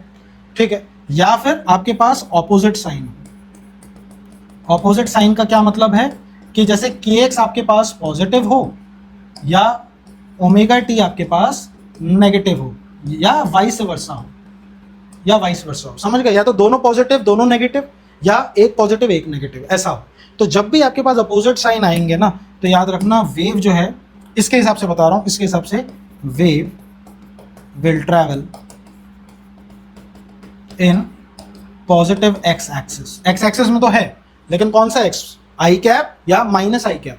तो अगर डायरेक्शन अपोजिट है, मतलब अगर यहाँ माइनस आ गया तो ये वेव पॉजिटिव एक्स एक्सिस में जाएगी। और अगर सेम साइन है, मतलब यहाँ ओमेगा टी और यहाँ भी ओमेगा टी, मतलब प्लस का, या यहाँ माइनस यहाँ भी माइनस, तो एक ऐसा साइन हो गया, सेम साइन हो गया। तो उस केस में wave will travel in negative x axis, ये आप याद रखना। ठीक है ना, वेव के लिए बहुत इंपॉर्टेंट है, हालांकि वेव ऑप्टिक्स में भी ये चीज़ आती है, हम समझाते हैं बच्चों को। ठीक है, तो खैर आइए देखिए, तो हमारे पास इलेक्ट्रिकल फील्ड की यहाँ पर ये इक्वेशन बन रही है, और मैग्नेटिक फील्ड की अगर मैं चाहूं तो मैग्नेटिक फील्ड की भी इक्वेशन बना सकता हूं, B equals to B0 sine kx plus minus omega T. अभी मैंने अलग अलग बनाई है, एक साथ बनाएंगे तो ऐसा सही नहीं है, समझ रहे हो ना, सही क्यों नहीं है, मतलब यहाँ पर मेरे को इलेक्ट्रिकल फील्ड और मैग्नेटिक फील्ड का एक्सेस भी बताना है। तो वो एक्सेस बताने का काम कौन करता है, ये करेगा। देखो x और x, ये तो वेव के बारे में बता रहा है, वेव एक्स एक्सिस में जा रही है। यहाँ पर EY और EB, ये क्या बनाऊं, तो सर पहले वेव बना लेते हैं। सर वेव कैसे बनाई थी आपने, सर आपने ऐसे बनाई थी वेव, कि ये वेव जा रही है, या इसको बिल्कुल ऐसे 2D में ही बनाते हैं। ये रही सर एक्स एक्सिस जिस पे वेव जा रही है, मैग्नेटिक फील्ड ये जा रही है इलेक्ट्रिकल फील्ड y में, this is y, okay, this is your y axis and this is going to be your z axis. ठीक है, तो मैं इसके हिसाब से बनाऊंगा, ये है x axis, this is y axis and this is your z axis. तो अगर ये आपकी इलेक्ट्रिकल फील्ड जो है बेटा, वो अगर y में है, तो magnetic field will be here, ऐसे। क्या आप ये बात समझे? तो अगर मैं यहां पर इक्वेशन लिखूंगा तो E0 यहाँ पर जो है वो पीक वैल्यू है, ये वाली पीक वैल्यू, और B0 होगी ये वैल्यू। अब E किस पे है, y एक्सिस में, तो ये हो जाएगा EY, और ये किस में है, Z में, तो ये हो जाएगा EZ। क्या आप ये बात समझे? और डायरेक्शन वेव की कहाँ है, पॉजिटिव एक्स एक्सिस। ठीक है ना, और फिर जब आगे नहीं बनेगी तो डायरेक्शन चेंज होगी। जैसे अगले में ये मैग्नेटिक फील्ड इलेक्ट्रिकल फील्ड कहाँ बनाएगी, ऐसे नीचे की तरफ, तो इसकी डायरेक्शन चेंज हो जाएगी यहाँ पर। ठीक है ना, तो इलेक्ट्रिकल फील्ड और ये मैग्नेटिक फील्ड। इस वेव को देखते हुए आपको कुछ चीजें ध्यान रखनी है। क्या? एक तो आपको बेटा ये आपके लिए मोस्ट इंपॉर्टेंट है, क्या? देखो ई कैप डॉट वी क्या, वी क्या है, वी क्या है, वी क्या है, वेलोसिटी ऑफ वेव। वेव जा रही है ऐसा, और ये दोनों के बीच में भी एंगल है 90 डिग्री। सोचो ना, देखो ये हाथ, और वेव कैसे जा रही है, इलेक्ट्रिकल फील्ड कैसे, ऐसे ऐसे जा रही है, ऐसे। मैग्नेटिक फील्ड कैसे, बाहर की तरफ, जेड में, और वेव कहाँ जा रही है, वेव जा रही है ऐसे, ये स्टाइलस जो है ये वेव के डायरेक्शन है। तो ध्यान से देखो ये सब एक दूसरे के 90 डिग्री पे है ना, देखो ये भी 90 डिग्री और ये भी 90 डिग्री और ये भी 90 डिग्री, तीनों म्यूचुअली परपेंडिकुलर हैं। तो इसका मतलब ये है कि ई डॉट वी आपका 0 होगा। सिमिलरली बेटा B cap dot V cap also 0 degree. अब ये नहीं पता तो 11वीं पढ़नी पड़ेगी, 11वीं का डॉट प्रोडक्ट 0 होना चाहिए, तभी वो म्यूचुअली परपेंडिकुलर आएगा डॉट प्रोडक्ट लोगे तो E dot V 0, B dot V 0 और साथ के साथ E cap dot B cap बेटा ये भी 0 होना चाहिए, ठीक है, वेव के लिए जरूरी है। और अगर डायरेक्शन निकालनी है तो आप डायरेक्शन कैसे निकालेंगे, डायरेक्शन ऑफ वेव सर कैसे निकालेंगे, इसका क्या फॉर्मूला है, जेई में सवाल है भाई वेव की डायरेक्शन निकालने के, तो इसका फॉर्मूला क्या है सर, इसका फॉर्मूला सिंपली है ई क्रॉस बी आप कर लो, तो आपके पास डायरेक्शन आ जाएगी, डायरेक्शन ऑफ वेव। कैसे, ई से बी, ई कहाँ है ऊपर, बी कहाँ है नीचे, तो ई से बी में जाओ, अंगूठा will give you direction of wave. तो देखो ई से बी में गए तो एक्स एक्सिस में डायरेक्शन, तो ई क्रॉस बी, ये आपके लिए ये बेटा बहुत इंपॉर्टेंट है, मोस्ट इंपॉर्टेंट है, ये आपको याद रखना है, ठीक है ना, इंपॉर्टेंट है, ठीक है। So that is how you do it, this is most important for you, इसका एक स्क्रीनशॉट ले लो। आइए आगे बढ़ते हैं फटाफट, नेक्स्ट देखते हैं। अब हम देखने जा रहे हैं बेटा characteristics of wave, most important, CBSE point of views के लिए आपको याद रखने चाहिए, और जेई और नीट में यहां से बहुत सवाल बनते हैं, तो एक एक करके देखेंगे, ध्यान से समझना। पहला देखो, पहले क्या है, these waves do not require any medium to travel. इन वेव्स को कोई मीडियम की जरूरत नहीं होती, क्यों, क्योंकि ये एक तरीके का इलेक्ट्रोमैग्नेटिक वेव है, इसको कोई मीडियम की आवश्यकता नहीं है, ठीक है ना, ये चलेंगे, इलेक्ट्रिकल फील्ड और मैग्नेटिक फील्ड बिना मीडियम के भी चलती है, तो एक तो ये है। दूसरा क्या है, these waves travel in free space at the speed of light, ये स्पीड ऑफ लाइट से ट्रैवल करती है। अब स्पीड ऑफ लाइट के क्या फॉर्मूले हमारे पास, देखो बड़ा सिंपल फॉर्मूला है बेटा, स्पीड ऑफ लाइट c होता है 3 × 10⁸ मीटर पर सेकेंड। सर c होता है 1/√, permeability of free space and permittivity of free space. Permeability और परमिटिविटी अगर नहीं पढ़ा तो भैया शुरुआती चैप्टर में जाओ, आपको परमिटिविटी पता चलेगा और आपको परमिएबिलिटी पता चलेगा, ठीक है। ऐसे ही स्पीड ऑफ इलेक्ट्रोमैग्नेटिक वेव किसी भी मीडियम में, तो सर वो होती है 1/√μm डॉट EM, मतलब उस मीडियम में परमिटिविटी और परमिएबिलिटी की क्या वैल्यू है, उसके अंडर रूट के बराबर होती है। अगर सर मैं रिफ्रैक्टिव इंडेक्स निकालूं म्यू, ये होता है सर c/v, c की जगह अगर मैं वैल्यू रखूं तो ये आ जाएगा 1/√μ0/ε0, और v की जगह रखूं तो v की जगह नीचे रखूंगा तो ऊपर चला जाएगा √μm/ε0। इसको सॉल्व करूंगा तो बेटा म्यू आएगा मेरे पास √μr/ε0। इसमें बेटा म्यू आर क्या है, ये है सर रिलेटिव परमिएबिलिटी, और एप्सिलॉन आर है रिलेटिव परमिटिविटी, ये ठीक है ना। और म्यू आर बराबर हो गया, इसका मतलब म्यू आर बराबर हो गया μm/μ0 के, and epsilon E R relative permittivity बराबर हो गई EM/ε0 के। ध्यान से देखिए, तो ये फॉर्मूला हमारे पास निकल के आया है, speed of light, speed of medium, यानी पूरा का पूरा जो मीडियम भी है वो परमिटिविटी और परमिएबिलिटी, परमिटिविटी इलेक्ट्रिकल फील्ड से रिलेटेड, परमिएबिलिटी मैग्नेटिक फील्ड में आपने पढ़ा है। तो जो मीडियम भी है जो आप देख रहे हो मुझे चारों तरफ, या पानी, तुम्हारा कोई भी ऐसा मीडियम हो, वो सब मैग्नेटिक फील्ड और इलेक्ट्रिकल फील्ड के संजोग से मिलके ही बना है। संजोग भूल गया यार, हट, सबसे बना है, ठीक है ना। खैर, तो ये है आपके पास पूरा का पूरा स्पीड से रिलेटेड, तो ये डन, ये डन। नेक्स्ट देखिए, these waves are transverse in nature. ध्यान से देखो, ये वेव कैसी है, ट्रांसवर्स है, देखो यहाँ पे दिखा रखा है, परपेंडिकुलर है, इलेक्ट्रिकल फील्ड ऐसे, मैग्नेटिक फील्ड ऐसे, तो वेव ऐसे जा रही है, ट्रांसवर्स इन नेचर, इक्वेशन बता रही है, ठीक है। ये हो गया। आगे देखिए, नेक्स्ट क्या है, in an electromagnetic wave both the electrical field and magnetic field vectors are mutually perpendicular to each other and are in same phase। ये मैं बता चुका हूँ, यहाँ के डायग्राम में देखो, यहाँ पे देखो इलेक्ट्रिकल फील्ड और मैग्नेटिक फील्ड म्यूचुअली परपेंडिकुलर हैं और दोनों एक दूसरे के परपेंडिकुलर हैं। 90 डिग्री ये बना रखा है, देखो 90 डिग्री, तो ये बात भी इससे पता लगती है। मेरी ना यार तबीयत चल रही है खराब, ऐसा बेवकूफाना फ्लू हो रखा है ना कि मैं ना तो पूरी तरीके से बीमार हूँ और ना मैं पूरी तरीके से सही हूँ। सोचता हूँ कि रेस्ट करूँगा, जब रेस्ट करने जाता हूँ भाई तो भाई थोड़ा सा बोर होने लग जाता हूँ, फिर लगता है कुछ काम करूँ, और जब काम करने जाता हूँ तो काम नहीं हो पाता। अभी भी इतनी सारी गोलियां सटका रखी है, तब जाके ये लेक्चर रिकॉर्ड हो रहा है, और गला सूख रहा बहुत ज़्यादा। ठीक है, चलो आगे देखते हैं। तो ये भी हो गया, ये भी हो गया। नेक्स्ट क्या है हमारे पास, परपेंडिकुलर हो गया। पांचवा पॉइंट देखो, these waves carry energy and momentum. अब देखो एनर्जी एंड मोमेंटम, आओ पहले मैं आपको एनर्जी समझाता हूँ। एनर्जी एंड मोमेंटम, एनर्जी क्या होता है? The energy in electromagnetic wave is divided equally between electrical and magnetic field. पूरी की पूरी एनर्जी इलेक्ट्रिकल और मैग्नेटिक फील्ड में इक्वली डिवाइडेड है। सीबीएसई वाले स्टूडेंट्स और इवन जेई नीट वाले स्टूडेंट्स भी इस पॉइंट को ध्यान से देखना।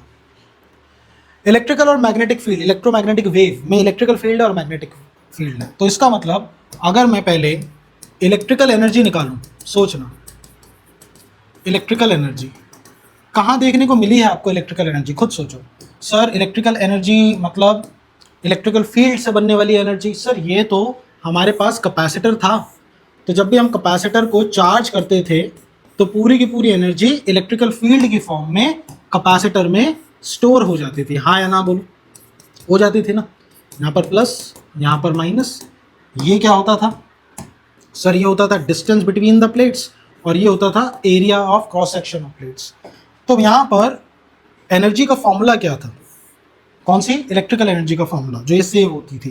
तो मतलब सर आप एनर्जी का फॉर्मूला पूछना चाह रहे हो कैपेसिटर का? हाँ वही पूछना चाह रहा हूँ। तो ये तो होता था हाफ सी वी स्क्वायर। हाँ सर कितना होता था? Half C V square. लेकिन हमें ये तो नहीं चाहिए, हमको तो इलेक्ट्रिकल फील्ड के टर्म्स में कुछ चाहिए, है ना? तो कैसे बनाएंगे, ध्यान से देखो। सर सी क्या होता था? सर सी होता था epsilon not a by D. और वी क्या होता था? सर ये होता था ई डॉट डिस्टेंस, डिस्टेंस यानी डी, ई डॉट डी। मुझे पता है यहाँ पर माइनस माइनस सारे साइन आते थे। अरे मैं सिंपल मैग्नीट्यूड लेके चल रहा हूँ, तुम्हें इतना आता है बढ़िया है, अगर तुम्हें इतना ज़्यादा अच्छा आता है तो बहुत बढ़िया है। मुझे भी पता है delta V equals to minus close integral E dot D है, लेकिन अभी हम ये लेके चल रहे हैं। इन दोनों की वैल्यू ऊपर रखो, तो यू कितना आ जाएगा? यू आ जाएगा बेटा हाफ सी की जगह epsilon not a by D, और वी स्क्वायर की जगह E square dot D square. बेटा जो कट रहा है उसको काट दो, डी से स्क्वायर गया। मुझे क्या मिला? मुझे मिला u equals to half epsilon naught E square A times D. Area into में लेंथ, सोचो ये एरिया इंटू में डिस्टेंस यानी लेंथ क्या हो जाएगा? वॉल्यूम। यानी ये पूरा मिलके वॉल्यूम बन जाएगा। v क्या है? वॉल्यूम। तो अगर मैं इस वॉल्यूम को यहाँ डिवाइड कर दूँ तो ये हो जाएगा energy per unit volume is half epsilon naught E square. This is nothing but your energy density का फॉर्मूला। कितना आता है? Half epsilon naught E square. क्या आप ये बात समझे? ये आपके लिए काफ़ी इंपॉर्टेंट है। अब अगर इस पूरे फॉर्मूले में ये फॉर्मूला आपके लिए इंपॉर्टेंट है, ठीक है ना? ये जो फॉर्मूला मैंने बनाया है ये आपके लिए भैया इंपॉर्टेंट है, इसको याद करना पड़ेगा आपको, ठीक है? लेकिन अब इस फॉर्मूले में अगर आप ध्यान से देखो, ये जो एनर्जी आई है ये कांस्टेंट थोड़ी है, तो टाइम के रिस्पेक्ट में चेंज होती रहती है, इलेक्ट्रिकल फील्ड बढ़ती जाती है, चार्ज होता जाता है। तो मेरे को एवरेज एनर्जी निकालनी है। तो अगर मैं एवरेज एनर्जी निकालने पे आऊँ, एवरेज एनर्जी डेंसिटी, तो वो कैसे निकलेगी? सर इसका पूरा का पूरा एवरेज निकाल लो। मतलब you average will be half epsilon naught E square, इसका सर एवरेज निकाल लो। अब सर ई किसके बराबर होता है? ई क्या है? Electrical field. ये किसके बराबर है? सर ये टाइम वेरिंग है, और किसके बराबर है? ई इक्वल्स टू ये है ई not sine K X plus minus omega T के बराबर। इस वैल्यू को यहाँ रखूँ तो you average will be half, बेटा ये जो डंडा हमारा है ना ये एवरेज का है, हाफ एप्सिलॉन नॉट, और ई की वैल्यू यहाँ रखूँ तो ये हो जाएगा ई नॉट स्क्वायर साइन स्क्वायर के X plus minus omega T, ये हो जाएगा। ये एवरेज का फॉर्मूला आएगा। अब आपको सिंपल, घबराओ मत, आपको सिंपल ही याद रखना है, साइन स्क्वायर ओमेगा टी का एवरेज आधा होता है, या साइन स्क्वायर थीटा, कहीं भी आपके पास साइन स्क्वायर थीटा आ जाए तो इसका एवरेज हाफ होता है, ठीक है ना? तो आओ आंसर निकालते हैं। तो यू एवरेज कितना आया बेटा? यू एवरेज आया, देखो आधा क्या है? कांस्टेंट। कांस्टेंट का एवरेज कांस्टेंट ही रहता है, तो आधा बाहर। एप्सिलॉन नॉट खुद एक कांस्टेंट है तो ये भी बाहर। ई स्क्वायर इलेक्ट्रिकल फील्ड की मैक्सिमम वैल्यू का स्क्वायर, ये भी कांस्टेंट है। और साइन स्क्वायर के X plus minus omega T का एवरेज आधा होगा, तो ये आ जाएगा आधा आधा आधा 1/4 1/4 epsilon naught E square, sorry epsilon not का स्क्वायर। तो बेटा ये जो फॉर्मूला आया है यू एवरेज इलेक्ट्रिकल के लिए, वो आया 1/4 एप्सिलॉन नॉट ई नॉट का स्क्वायर। ये आपको पता होना चाहिए। अब इसी फॉर्मूले का बहुत सारे फॉर्म हम बना सकते हैं। कौन से बहुत सारे फॉर्म? ध्यान से देखो, ये तो एक बेसिक मैंने आपको एनर्जी डेंसिटी का बना के दिखाया। अब आप और क्या कर सकते हो? सर ये जो एनर्जी है ये आपके लिए इंपॉर्टेंट है, ये फॉर्मूला आपके लिए इंपॉर्टेंट है, इसको आप एक तो याद रखो, एक मिनट, एक तो इसको आप बेटा याद रखो, ये आपके लिए इंपॉर्टेंट है, ठीक है ना। अब ये जो एनर्जी है इलेक्ट्रिकल एनर्जी के लिए, जो फॉर्मूले हमने निकाले हैं दोनों, इलेक्ट्रोमैग्नेटिक वेव में सिर्फ इलेक्ट्रिकल एनर्जी तो नहीं है, मैग्नेटिक एनर्जी भी है, मतलब मैग्नेटिक फील्ड जो एनर्जी बना रही है। तो उसके लिए हम क्या करना पड़ेगा? उसके लिए हमको मैग्नेटिक फील्ड के लिए मैग्नेटिक फील्ड की एनर्जी निकालनी पड़ेगी। सेकंड बेटा डेरिवेशन पूछते हैं मैग्नेटिक फील्ड की एनर्जी। मेरे को उसूलन इतना सारा करने की जरूरत नहीं है, मैं इन दोनों फॉर्मूलों से इजीली निकाल सकता हूँ। अभी शॉर्टकट निकाल के भी दिखाऊंगा, लेकिन कभी कभार मैं चाहता हूँ कि आप लोग सारा पढ़ो, सारा जानकारी आपको हो, इसलिए पूरा करके दिखा रहा हूँ। मैग्नेटिक फील्ड की फॉर्म में एनर्जी कहाँ स्टोर होती है? सर हमने तो देखा है कि इंडक्टर एक होता था, उसमें मैग्नेटिक फील्ड की फॉर्म में स्टोर होती थी। एल क्या होता था? Inductance of an inductor. और इसमें जब करंट आता था तो एक मैग्नेटिक फील्ड भी इसमें बनती थी। एल किसके बराबर होता था? सर ये होता था mu naught N square pi R square L. L क्या है? ये स्मॉल एल। एल क्या है? Small L. स्मॉल एल क्या है सर? ये होता है सर लेंथ ऑफ इंडक्टर, यहाँ से लेके यहाँ तक की लंबाई कितनी है? एल। ये मैग्नेटिक फील्ड का फॉर्मूला क्या होता था सर? बी का, बी होता था म्यू नॉट एन आई, ये फॉर्मूला होता था। अब मैं आपसे पूछूं एक इंडक्टर में कितनी मैग्नेटिक फील्ड की एनर्जी स्टोर होती थी? तो यू बी का फॉर्मूला क्या था? Half L I square. L की जगह ये वैल्यू, आई की वैल्यू यहाँ से निकाल के डाल दो, तो ये आया हाफ एल की जगह mu naught N square pi R square small L, और आई स्क्वायर की जगह यहाँ से आई कितना हो जाएगा? बी बटे म्यू नॉट एन। अच्छा स्मॉल एन क्या है? ये है कैपिटल एन बटे L, number of turns per unit length है। तो यहाँ डालो तो ये कितना हो जाएगा? ये हो जाएगा बी स्क्वायर बटे म्यू नॉट का स्क्वायर स्मॉल एन का स्क्वायर। बेटा जो कट रहा है उसको काटो। क्या कट रहा है? म्यू नॉट से स्क्वायर कट रहा है और एन स्क्वायर से एन स्क्वायर कट रहा है। आपको क्या मिला? आपको मिला मैग्नेटिक एनर्जी जो स्टोर हो रही है वो हो रही है half pi R square L B square बटे म्यू नॉट। देखो ये बचा। अब पाई आर स्क्वायर क्या होता है? ये होता है ये एरिया। ये एरिया जो है, ये जो एरिया है पूरा का पूरा क्रॉस सेक्शन का, ये एरिया है। एरिया इंटू में टोटल लेंथ, तो वॉल्यूम ऑफ इंडक्टर आ जाएगा। तो ये पूरा का पूरा बन जाएगा वॉल्यूम। यानी मेरे पास इक्वेशन आएगी U B equals to half area time sorry volume times B square बटे परमिएबिलिटी ऑफ फ्री स्पेस। बेटा वॉल्यूम को यहाँ भेजो तो ये बन गई मेरी energy density, half B square बटे परमिएबिलिटी। ये क्या बन गई? Magnetic energy density. ठीक है, तो ये मेरे पास एक फॉर्मूला आ गया। ये फॉर्मूला भी मेरे लिए बहुत इंपॉर्टेंट है, आपको ये फॉर्मूला याद होना चाहिए। ठीक है, एक बार आपको ये फॉर्मूला याद हो गया तो अब यहाँ भी जो एनर्जी स्टोर हो रही है कांस्टेंट नहीं है, तो इसका एवरेज निकाल लो। एवरेज निकालने का क्या तरीका है? पूरा का पूरा बी एवरेज अगर आप निकालो तो आपको हाफ बी स्क्वायर बटे म्यू नॉट का एवरेज निकालना होगा। तो सर बी क्या होता है? सर बी होता है B equals to B naught sine K X plus minus omega T. इसका अगर यहाँ स्क्वायर करोगे तो यू बी एवरेज आ जाएगा यह आ जाएगा हाफ बटे परमिएबिलिटी और बी का स्क्वायर यानी बी नॉट का स्क्वायर साइन स्क्वायर के X plus minus omega T, ये आ जाएगा। अब जो इसमें कांस्टेंट है बेटा उसको बाहर ले लो, यानी हाफ म्यू नॉट बाहर आया, बी नॉट का स्क्वायर भी बाहर आया, और साइन स्क्वायर थीटा का एवरेज आधा होता है, ये मैंने अभी बताया आपको। यानी आपको मिल जाएगा 1/4 B naught square by permeability. मतलब U B average is 1/4 B naught square बटे म्यू नॉट। बेटा ये आपको एक फॉर्मूला मिला यहाँ पर। क्या आप ये बात समझे? तो ये फॉर्मूले आपके लिए इंपॉर्टेंट थे।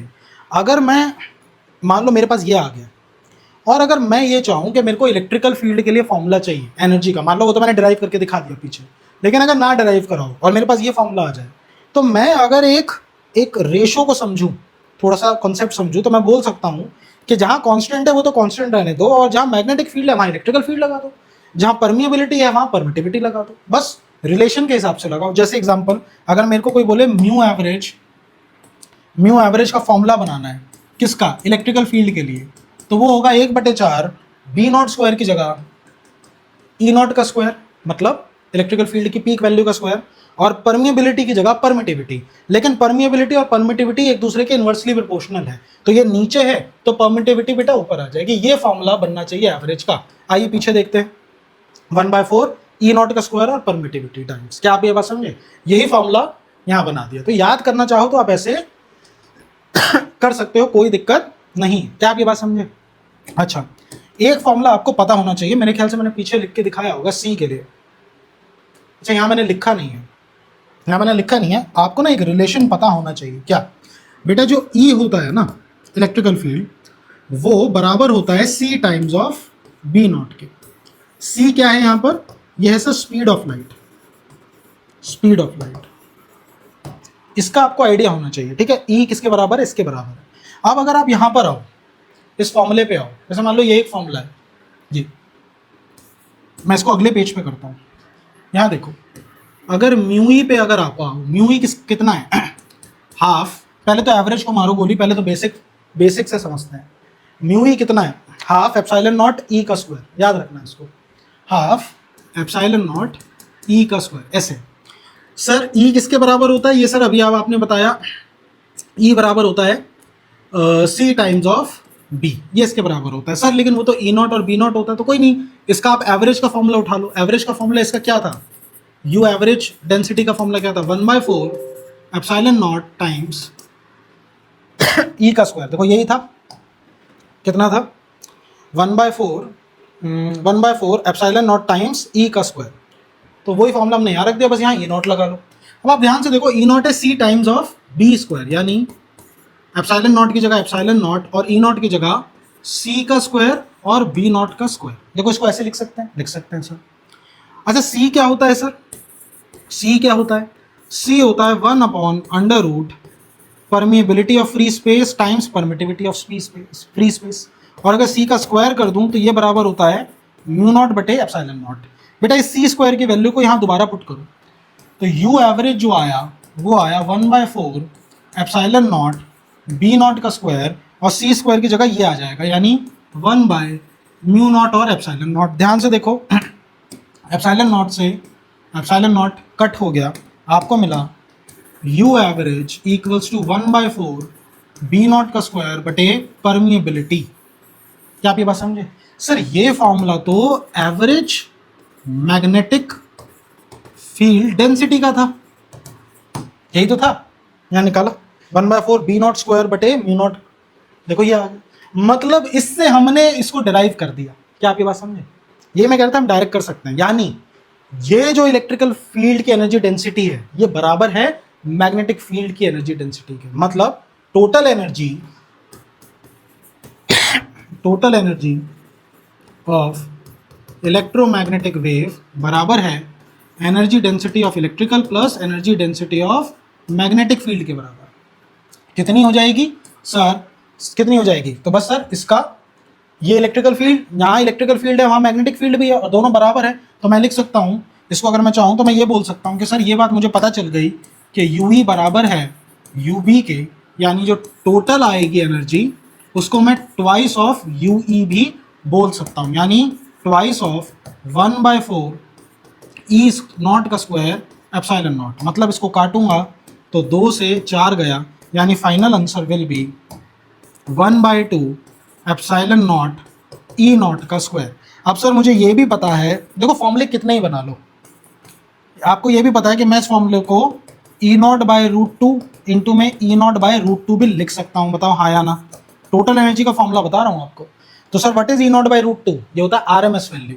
क्या होता है? E RMS will be E0/√2, ठीक है ना? E0 by root two. इस ई नॉट को ठीक से लिख देता हूँ, बच्चा ना परमिटिविटी ना समझ ले इसको।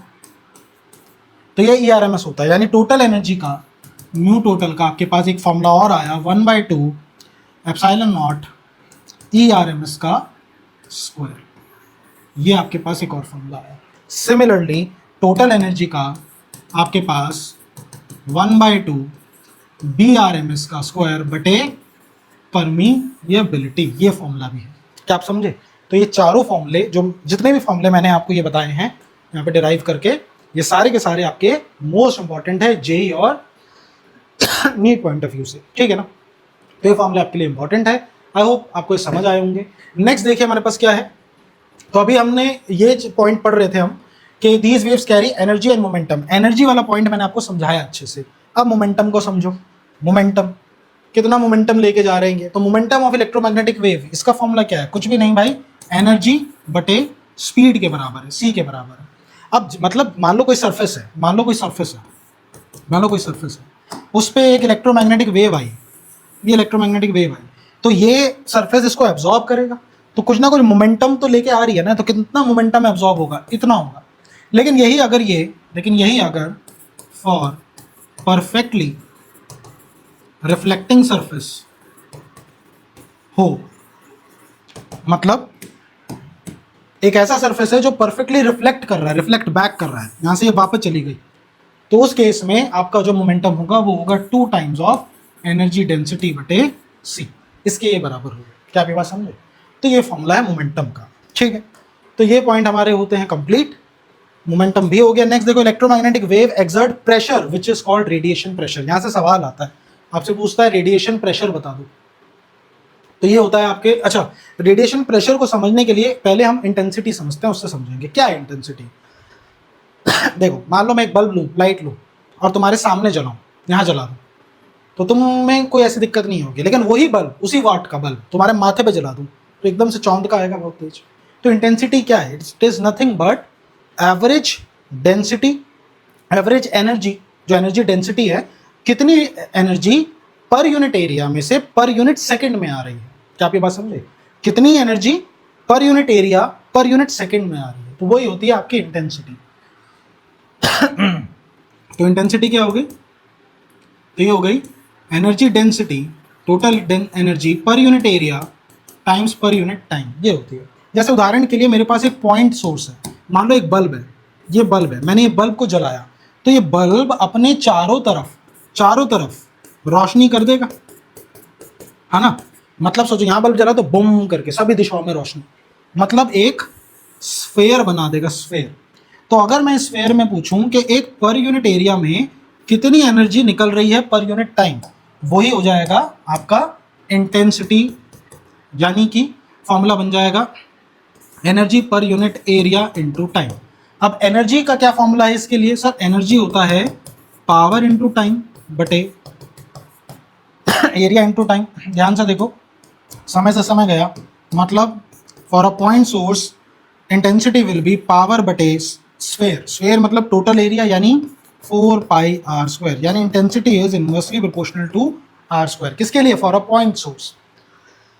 यही पॉइंट सोर्स की जगह हमारे पास लाइन सोर्स आ जाए, मतलब मान लो एक डंडा है और उस पर बहुत सारे हमने ऐसा बल्ब लगा रखे हैं, तो ये बेटा सभी दिशाओं में ऐसे बनाए भेजेंगे एनर्जी सभी दिशाओं में। तो अगर इससे मैं पूछूं, अगर मैं इसमें पूछूं कि पर यूनिट सरफेस एरिया में पर यूनिट टाइम में कितनी एनर्जी गई, तो एक तो सिलेंड्रिकल, पहले तो वेव फ्रंट बनेगा इसका। अब ये वेव फ्रंट शायद आपके लिए नया है, वेव ऑप्टिक्स में आप सुनोगे। तो इस लाइन सोर्स के लिए क्या इक्वेशन रहेगी? सर यही रहेगी इंटेंसिटी की, एवरेज इंटेंसिटी, जैसे ये हमने बनाया था, अपॉन एरिया इंटू में टाइम, यानी पावर इंटू में टाइम अपॉन एरिया इंटू में टाइम, टाइम से टाइम गया, इंटेंसिटी इज पावर बटे एरिया, यानी power upon 2 pi R L. R क्या है? ये रेडियस है, तो यहाँ से इंटेंसिटी जो है वो इनवर्सली प्रोपोर्शनल है आर के। तो for a line source intensity R के इनवर्सली प्रोपोर्शनल होती है, लेकिन पॉइंट सोर्स के लिए आर स्क्वायर के इनवर्सली प्रोपोर्शनल होती है। लेकिन अगर प्लेन सोर्स है तो इंडिपेंडेंट ऑफ आर होती है, ये आप याद रखना। दिस इज इंटेंसिटी, क्या आप समझे? ठीक है, ये तो इंटेंसिटी है। अब अगर जनरल इंटेंसिटी की बात करा जाए, intensity in terms of energy density, तो याद रखो आई बराबर होता है total total average energy density time C के। अब सर ये टोटल एवरेज एनर्जी डेंसिटी क्या है? ये है टोटल, ये है टोटल, ये है टोटल, समझ गए? अब ये तो ERMS के टर्म्स में है, आप चाहो तो इसको भी टोटल मान सकते हो। ये भी टोटल है, half epsilon naught E not का स्क्वायर। तो अगर मैं ये वैल्यू यहां रखूं, half epsilon naught E not का स्क्वायर इनटू में सी करूं, तो ये भी बेटा फॉर्मूला है इंटेंसिटी का। और अगर मैं चाहूं तो इस फॉर्मूले को बी नॉट का स्क्वायर बटे परमिएबिलिटी इनटू में सी, मैं इसको ऐसे भी रख सकता हूं। ये इंटेंसिटी का फॉर्मूला है। अब आपको इंटेंसिटी समझ आया, तो अब आपको समझ आएगा रेडिएशन प्रेशर। तो for a perfectly absorbing body, कोई भी एब्जॉर्बिंग बॉडी है, वो होता है बेटा इंटेंसिटी बटे स्पीड। ये होता है रेडिएशन प्रेशर। इंटेंसिटी क्या है? इंटेंसिटी यह भी आपको बताया, इंटेंसिटी का फॉर्मूला एनर्जी डेंसिटी के टर्म्स में। तो बस आप इंटेंसिटी को स्पीड से डिवाइड कर दो। वी क्या होता है सर? रिफ्रैक्टिव इंडेक्स होता है C बाय वी, तो वी हो जाएगा C बाय म्यू। इसको यहाँ रख दो तो आपको मिलेगा इंटेंसिटी बटे C और बटे का म्यू ऊपर, यानी half epsilon naught B naught का स्क्वायर म्यू बटे C। ये फॉर्मूला हो गया आपका रेडिएशन प्रेशर का। क्या आप समझे? अरे एक सेकंड, ये क्या कर दिया? एक सेकंड, अब ठीक है, अब सही। तो ये फॉर्मूला बन गया। अब यही अगर फॉर्मूला I बाई सी, ये जनरल फॉर्मूला है, लेकिन यही अगर प्योरली परफेक्टिंग रिफ्लेक्टिंग सरफेस है, तो आपका बेटा रेडिएशन प्रेशर का फॉर्मूला बन जाएगा 2I बाई सी। इससे क्वेश्चन करेंगे अभी सारे, तो आपको समझ आएगा 2I बाई सी, ये फॉर्मूला बन जाएगा। ठीक है, तो ये पॉइंट भी हमारा खत्म होता है। ठीक है, उसके बाद these waves are polarised in nature. Polarised का क्या मतलब है? देखो, लाइट जो है ना, उसमें इलेक्ट्रिकल फील्ड असली में अनपोलराइज्ड लाइट जो है वो देखो ऐसे चलती है, सुनो ऐसे, मतलब चारों दिशाओं में इलेक्ट्रिकल फील्ड फैल रही है। फिर इससे 90 डिग्री पे, इससे 90 डिग्री पे मैग्नेटिक फील्ड भी ऐसे फैल रही है। तो इलेक्ट्रिकल मैग्नेटिक ऐसे। लेकिन पोलराइज्ड लाइट सिर्फ एक ही प्लेन में होती है। तो ये कह रहा है कि जो लाइट है, वो जो इलेक्ट्रोमैग्नेटिक वेव है, वो पोलराइज्ड इन नेचर है, मतलब एक्स वाई यही चल रहा है। ठीक है, तो ये हो जाता है। फिर आपके पास ट्रैवलिंग, ये क्या? On travelling from one medium to another the frequency of electromagnetic wave remains constant. Obviously frequency source dependent होती है, तो फ्रीक्वेंसी कांस्टेंट रहती है, लेकिन वेवलेंथ चेंज हो जाती है। ये तो कोई बड़ी बात नहीं है, बहुत आपके लिए नॉर्मल सी चीज़ है। यहाँ पे बेटा प्रॉपर्टीज होती है खत्म। आइए आगे देखते हैं, थोड़ा सा तबीयत खराब है, आगे देखते हैं। इलेक्ट्रोमैग्नेटिक स्पेक्ट्रम को देखते हैं, ये लास्ट टॉपिक है। क्या है इलेक्ट्रोमैग्नेटिक स्पेक्ट्रम? तो इलेक्ट्रोमैग्नेटिक स्पेक्ट्रम, ये पूरा का पूरा जो सन है ना, जो सन से आप देखते हो लाइट आ रही है, वो लाइट नहीं, रेडिएशन है, जिसमें अलग अलग फ्रीक्वेंसी है। और यहाँ पर आपको गामा रेज से रिलेटेड से लेके रेडियो वेव्स तक आपको अलग अलग फ्रीक्वेंसी मिलती है। लेकिन जहाँ लाइट की बात करी जाती है, लाइट आपको मिलती है यहाँ पर 4000 एंगस्ट्रॉन्ग से 7000 एंगस्ट्रॉन्ग, अप्रॉक्सीमेट वैल्यू मैंने आपको बताई है। ठीक है, अब आपको पैटर्न ध्यान से देखो। देखो ये क्या है, ये क्या है? इसको बोलते हैं वेवलेंथ, है ना। अब यहाँ देखो, ये वेवलेंथ कितना बड़ा है, यहाँ बहुत ज़्यादा है। तो आप बोल सकते हो कि जो वेवलेंथ है बेटा, वो इस ऑर्डर में इंक्रीज होता है। आपको बस ये बेसिक चीज़ें पता होनी चाहिए। इस ऑर्डर में इंक्रीजेस, क्या आप ये बात समझ रहे हो? तो वेवलेंथ यहाँ इंक्रीज होती है। लेकिन अगर आप एनर्जी की बात करो, सोचो रेडियो वेव्स, जो मोबाइल आपका टेलीकम्युनिकेशन है, एक तो ये वेव्स है, दूसरा गामा रेडिएशन। अगर मैं तुम्हें ही बोलूँ कि बताओ गामा रेडिएशन तुम पे डालूं तो चलेगा, या रेडियो वेव्स का रेडिएशन? तुम बोलोगे सर ये सेफ है, ये डाल दो। तो इसका मतलब यहाँ एनर्जी ज़्यादा है। तो आपको ये पता होना चाहिए कि इस दिशा में जो एनर्जी है, एनर्जी जो है वो डिक्रीज हो रही है, और फ्रीक्वेंसी भी, एनर्जी एंड फ्रीक्वेंसी दोनों ही डिक्रीज होती है बेटा इस दिशा में। तो आपको ये पता होना चाहिए। ठीक है, अब आइए हम एक बार इनके बारे में थोड़ा देख लेते हैं, इनका क्या यूजेस है। आइए फटाफट देखते हैं। रेडियो वेव्स, उल्टा स्टार्ट कर रहे हैं। रेडियो वेव्स मतलब मैक्सिमम वेवलेंथ आपको इनकी मिलती है। जेम्स क्लर्क मैक्सवेल जी ने ढूंढी थी रेडियो वेव्स, और आपका इन कामों में ये यूज होती है। मतलब मोटा मोटा सारा टेलीकम्युनिकेशन इन्हीं से होता है। ठीक है ना। बोलने में यार दिक्कत हो रही है। तो एलसी सर्किट है वो जो है इसको प्रोड्यूस करता है। ठीक है, तो ये रेडियो वेव्स है। फिर है माइक्रोवेव्स, इनको भी जेम्स क्लर्क मैक्सवेल ने ढूंढा था। रेडियो वेव्स के मुकाबले वेवलेंथ इसकी थोड़ी कम होती है, ये आपको याद होनी चाहिए क्योंकि इसका आपका रेडार सिस्टम में काफ़ी यूज़ होता है। जो रेडार टेक्नोलॉजी है उसमें आपका रेडियो वेव्स का काफ़ी यूज़ है, तो ये आपको पता होना चाहिए। और माइक्रोवेव में तो भी इसका यूज़ है, माइक्रोवेव है तो वहाँ तो यूज़ इसका होता ही है, ठीक है ना। आगे आइए देखिए इंफ्रारेड, ये बहुत याद रखना, जेई में बकायदा यहाँ से सवाल आया है। इनका काम होता है आपके सैटेलाइट में और वेदर में, याद रखना। जो वेदर फोरकास्टिंग है या सैटेलाइट है वहाँ इंफ्रारेड का बहुत यूज़ होता है, इनविजिबल होती है। जो भी चोरी वोरी हो रही होती है ना, आपने देखी होगी, धूम मूवी आई थी ऋतिक रोशन की, उसमें वो जो चोरी करता है तो उसमें वो आपकी इंफ्रारेड रेज होती है जो दिखती नहीं है, तो ये बहुत यूज़ होती है। टीवी के रिमोट में भी आपको ये वेव्स मिल जाएंगी, ठीक है, आपको अपनी नेकेड आई से नहीं दिखेंगी ये। आगे आइए विजिबल रेस, ये कौन सी है? ये लाइट है भाई, 4000 से 7000 एंगस्ट्रॉम के बीच में आती है, आइजैक न्यूटन जी ने खोजी थी। उसके बाद आपके पास यूवी रेज है। अल्ट्रावायलेट पानी को प्योरीफाई करने के लिए आपने देखा यूज़ होती है। इसका कहाँ कहाँ यूज़ होता है? बर्गुलर अलार्म में होता है, और क्या है, इनविजिबल राइटिंग के लिए होता है, तो यहाँ ये बहुत ज़्यादा होता है। यूवी होता नहीं, बच्चे यूवी पेन आते हैं, लिख देते हैं, फिर टॉर्च मारते हैं तो दिख जाता है, तो ये वो है, तो इसको पढ़ लेना, इसमें कुछ नहीं है। गामा रेडिएशन बहुत ज़्यादा हार्मफुल है, बहुत ज़्यादा एनर्जी है, वेवलेंथ इसकी सबसे कम होती है। इसका कहाँ होता है? कैंसर के ट्रीटमेंट में बहुत यूज़ होता है, फूड इंडस्ट्री में होता है, माइक्रो ऑर्गेनिज्म को कुछ किल करने में, पैथोजेंस के लिए, तो यहाँ इसका बहुत ज़्यादा यूज़ है। न्यूक्लियर रिएक्शन में तो होती है, तो ये इसके बेटा यूजेस है। उम्मीद करता हूँ ये आए होंगे आपको पसंद समझ। ये एक रेंज है वेवलेंथ और फ्रीक्वेंसी की, इसका स्क्रीनशॉट ले लो, आपके लिए इंपॉर्टेंट है। यहाँ मैं ज़्यादा टाइम वेस्ट नहीं करना चाहता। आइए आगे बढ़ते हैं, आइए कुछ क्वेश्चन देखते हैं, फटाफट इसको करते हैं, ठीक है। कह रहा विच of the following have the maximum wavelength, तो मैक्सिमम वेवलेंथ किसकी होती है? रेडियो की, तो रेडियो की मैक्सिमम होती है, ठीक है। आइए मैं फटाफट कर रहा हूँ, आप देखो, एक मिनट यार, हाँ जी आइए, एक्चुअली खांसी हो रही है ना इसलिए कफ बहुत है। एनीवेज चलो देखते हैं। तो which of the following is electromagnetic wave are use in weather forecasting, weather में कौन सी? इंफ्रारेड, इंफ्रारेड होती है शायद, आइए चेक कर लेते हैं। इंफ्रा वेदर फोरकास्टिंग इंफ्रारेड, तो इसका सही आंसर है इंफ्रारेड, ठीक है ना। तो ये याद कर लेना आप लोग, आपके लिए इंपॉर्टेंट है, ए ऑप्शन इज करेक्ट। आइए नेक्स्ट देखते हैं। प्रैक्टिस में क्या कह रहा है? Electromagnetic radiation of highest frequency, highest frequency किसकी ज्यादा है? तो सर गामा की फ्रीक्वेंसी सबसे ज्यादा होती है, और गामा का एनर्जी भी सबसे ज्यादा होती है, ठीक है। आइए और बढ़ते हैं आगे। अब देखिए प्रीवियस ईयर के क्वेश्चन, नीट के क्वेश्चन क्या कह रहा है? Electromagnetic wave is propogating in with this velocity V I cap, I cap मतलब एक्स एक्सिस, एक्स एक्सिस में वेव जा रही है। कह रहा है आपको इलेक्ट्रिकल फील्ड जो है वो वाई एक्सिस में है, ठीक है ना।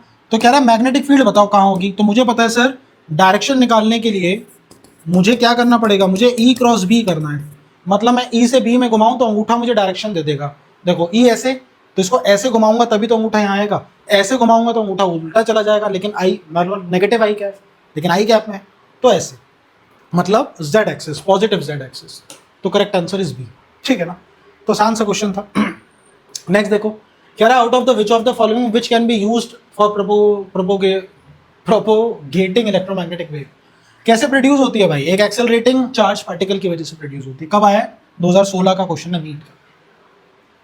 आगे देखिए, electromagnetic wave with shortest wavelength, shortest wavelength किसके पास है? सर इसके पास है, गामा के पास। इसकी वेवलेंथ सबसे शॉर्ट होती है ना, लेकिन एनर्जी और फ्रीक्वेंसी सबसे हाई होती है, तो शॉर्टेस्ट वेवलेंथ इसी की। तो आपने देखा होगा कितने ये सारे सवाल हैं। फिर नीट का एक आपको क्वेश्चन दे रहा है, कह रहा है जो मैग्नेटिक फील्ड है उसकी ये इक्वेशन है, कह रहा वेवलेंथ बता दो। वेवलेंथ, वेवलेंथ क्या होती है भाई?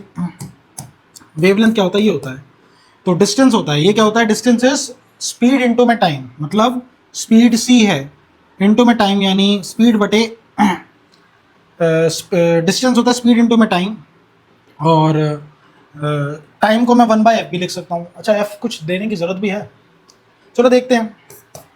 तो c की वैल्यू क्या है?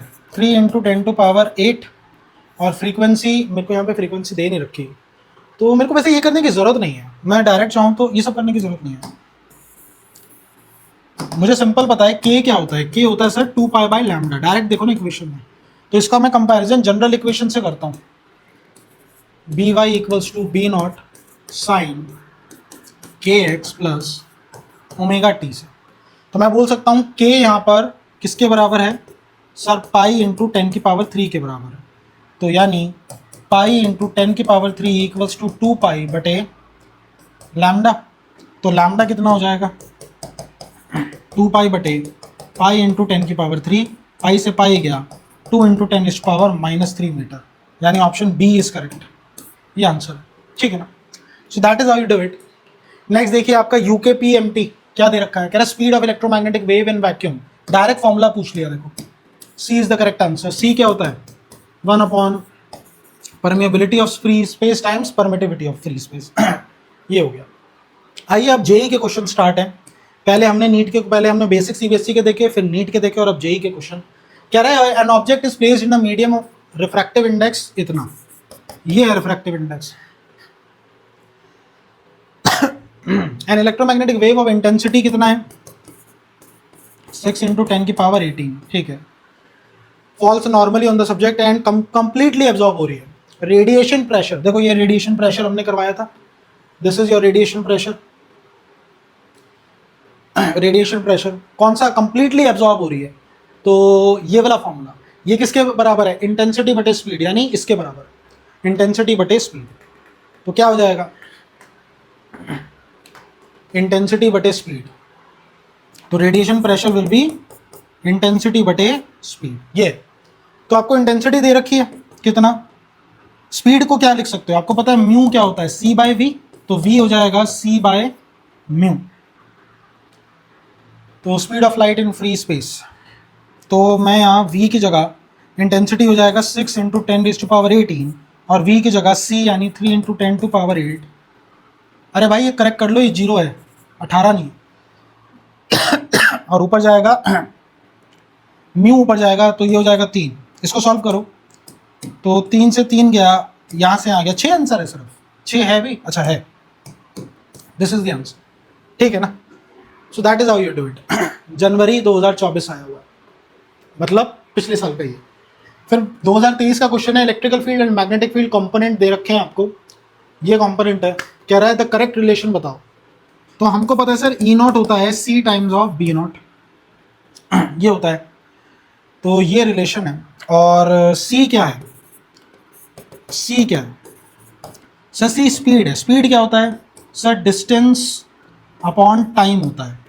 तो लैम्डा को तो डिस्टेंस में रख सकता हूँ, टाइम को अगर मैं इसको 2 पाई से मल्टीप्लाई और डिवाइड कर दूँ तो 2 पाई बाई टी, ये क्या होता है 2 पाई बाई टी, ये ओमेगा हो जाएगा, तो 2 पाई बाई टी हो जाएगा ओमेगा, और 2 पाई बाई लैम्डा ये हो जाता है के, तो सी होता है ओमेगा बाई के, यानी सी की जगह मैं ओमेगा बाई के लिख सकता हूँ, यानी E naught times K equals to omega times B naught. Sir ये रिलेशन बना, यानी correct answer is your A, ठीक है ना, बी के साथ ओमेगा, ठीक है। So that is how you do it. Next question देखते हैं। कह रहा है कि आपको ये करके एक इक्वेशन दे दी, पूछ कह रहा है इंटेंसिटी पूछ रहा है, इंटेंसिटी निकाल लो, आई कितना होता है 1/2 एप्सिलॉन नॉट और ई नॉट का स्क्वायर, तो एप्सिलॉन नॉट दे दिया 9 इंटू 10⁻12 और ई नॉट की वैल्यू हो जाएगा 600 का स्क्वायर। इसको सॉल्व करना है इंटेंसिटी, ठीक है, काटो भाई इसको, क्या से क्या जा रहा है 6 6 है 36, 36 का आधा करोगे तो 18 आ जाएगा, और 18 इंटू 9 72, 9 का 9 10 11 12 13 14 15 16 162 टाइम्स 10 की पावर -12 इंटू 10 की पावर 1 2 3 4 10 की पावर 4। अच्छा इंटेंसिटी का फॉर्मूला ये तो एनर्जी डेंसिटी है टाइम्स सी होता था, तो सी से भी भाई गुणा करना पड़ेगा, मतलब 3 इंटू 10⁸ से, ठीक है ना। तो 10 की पावर -12 और 10 की पावर 4।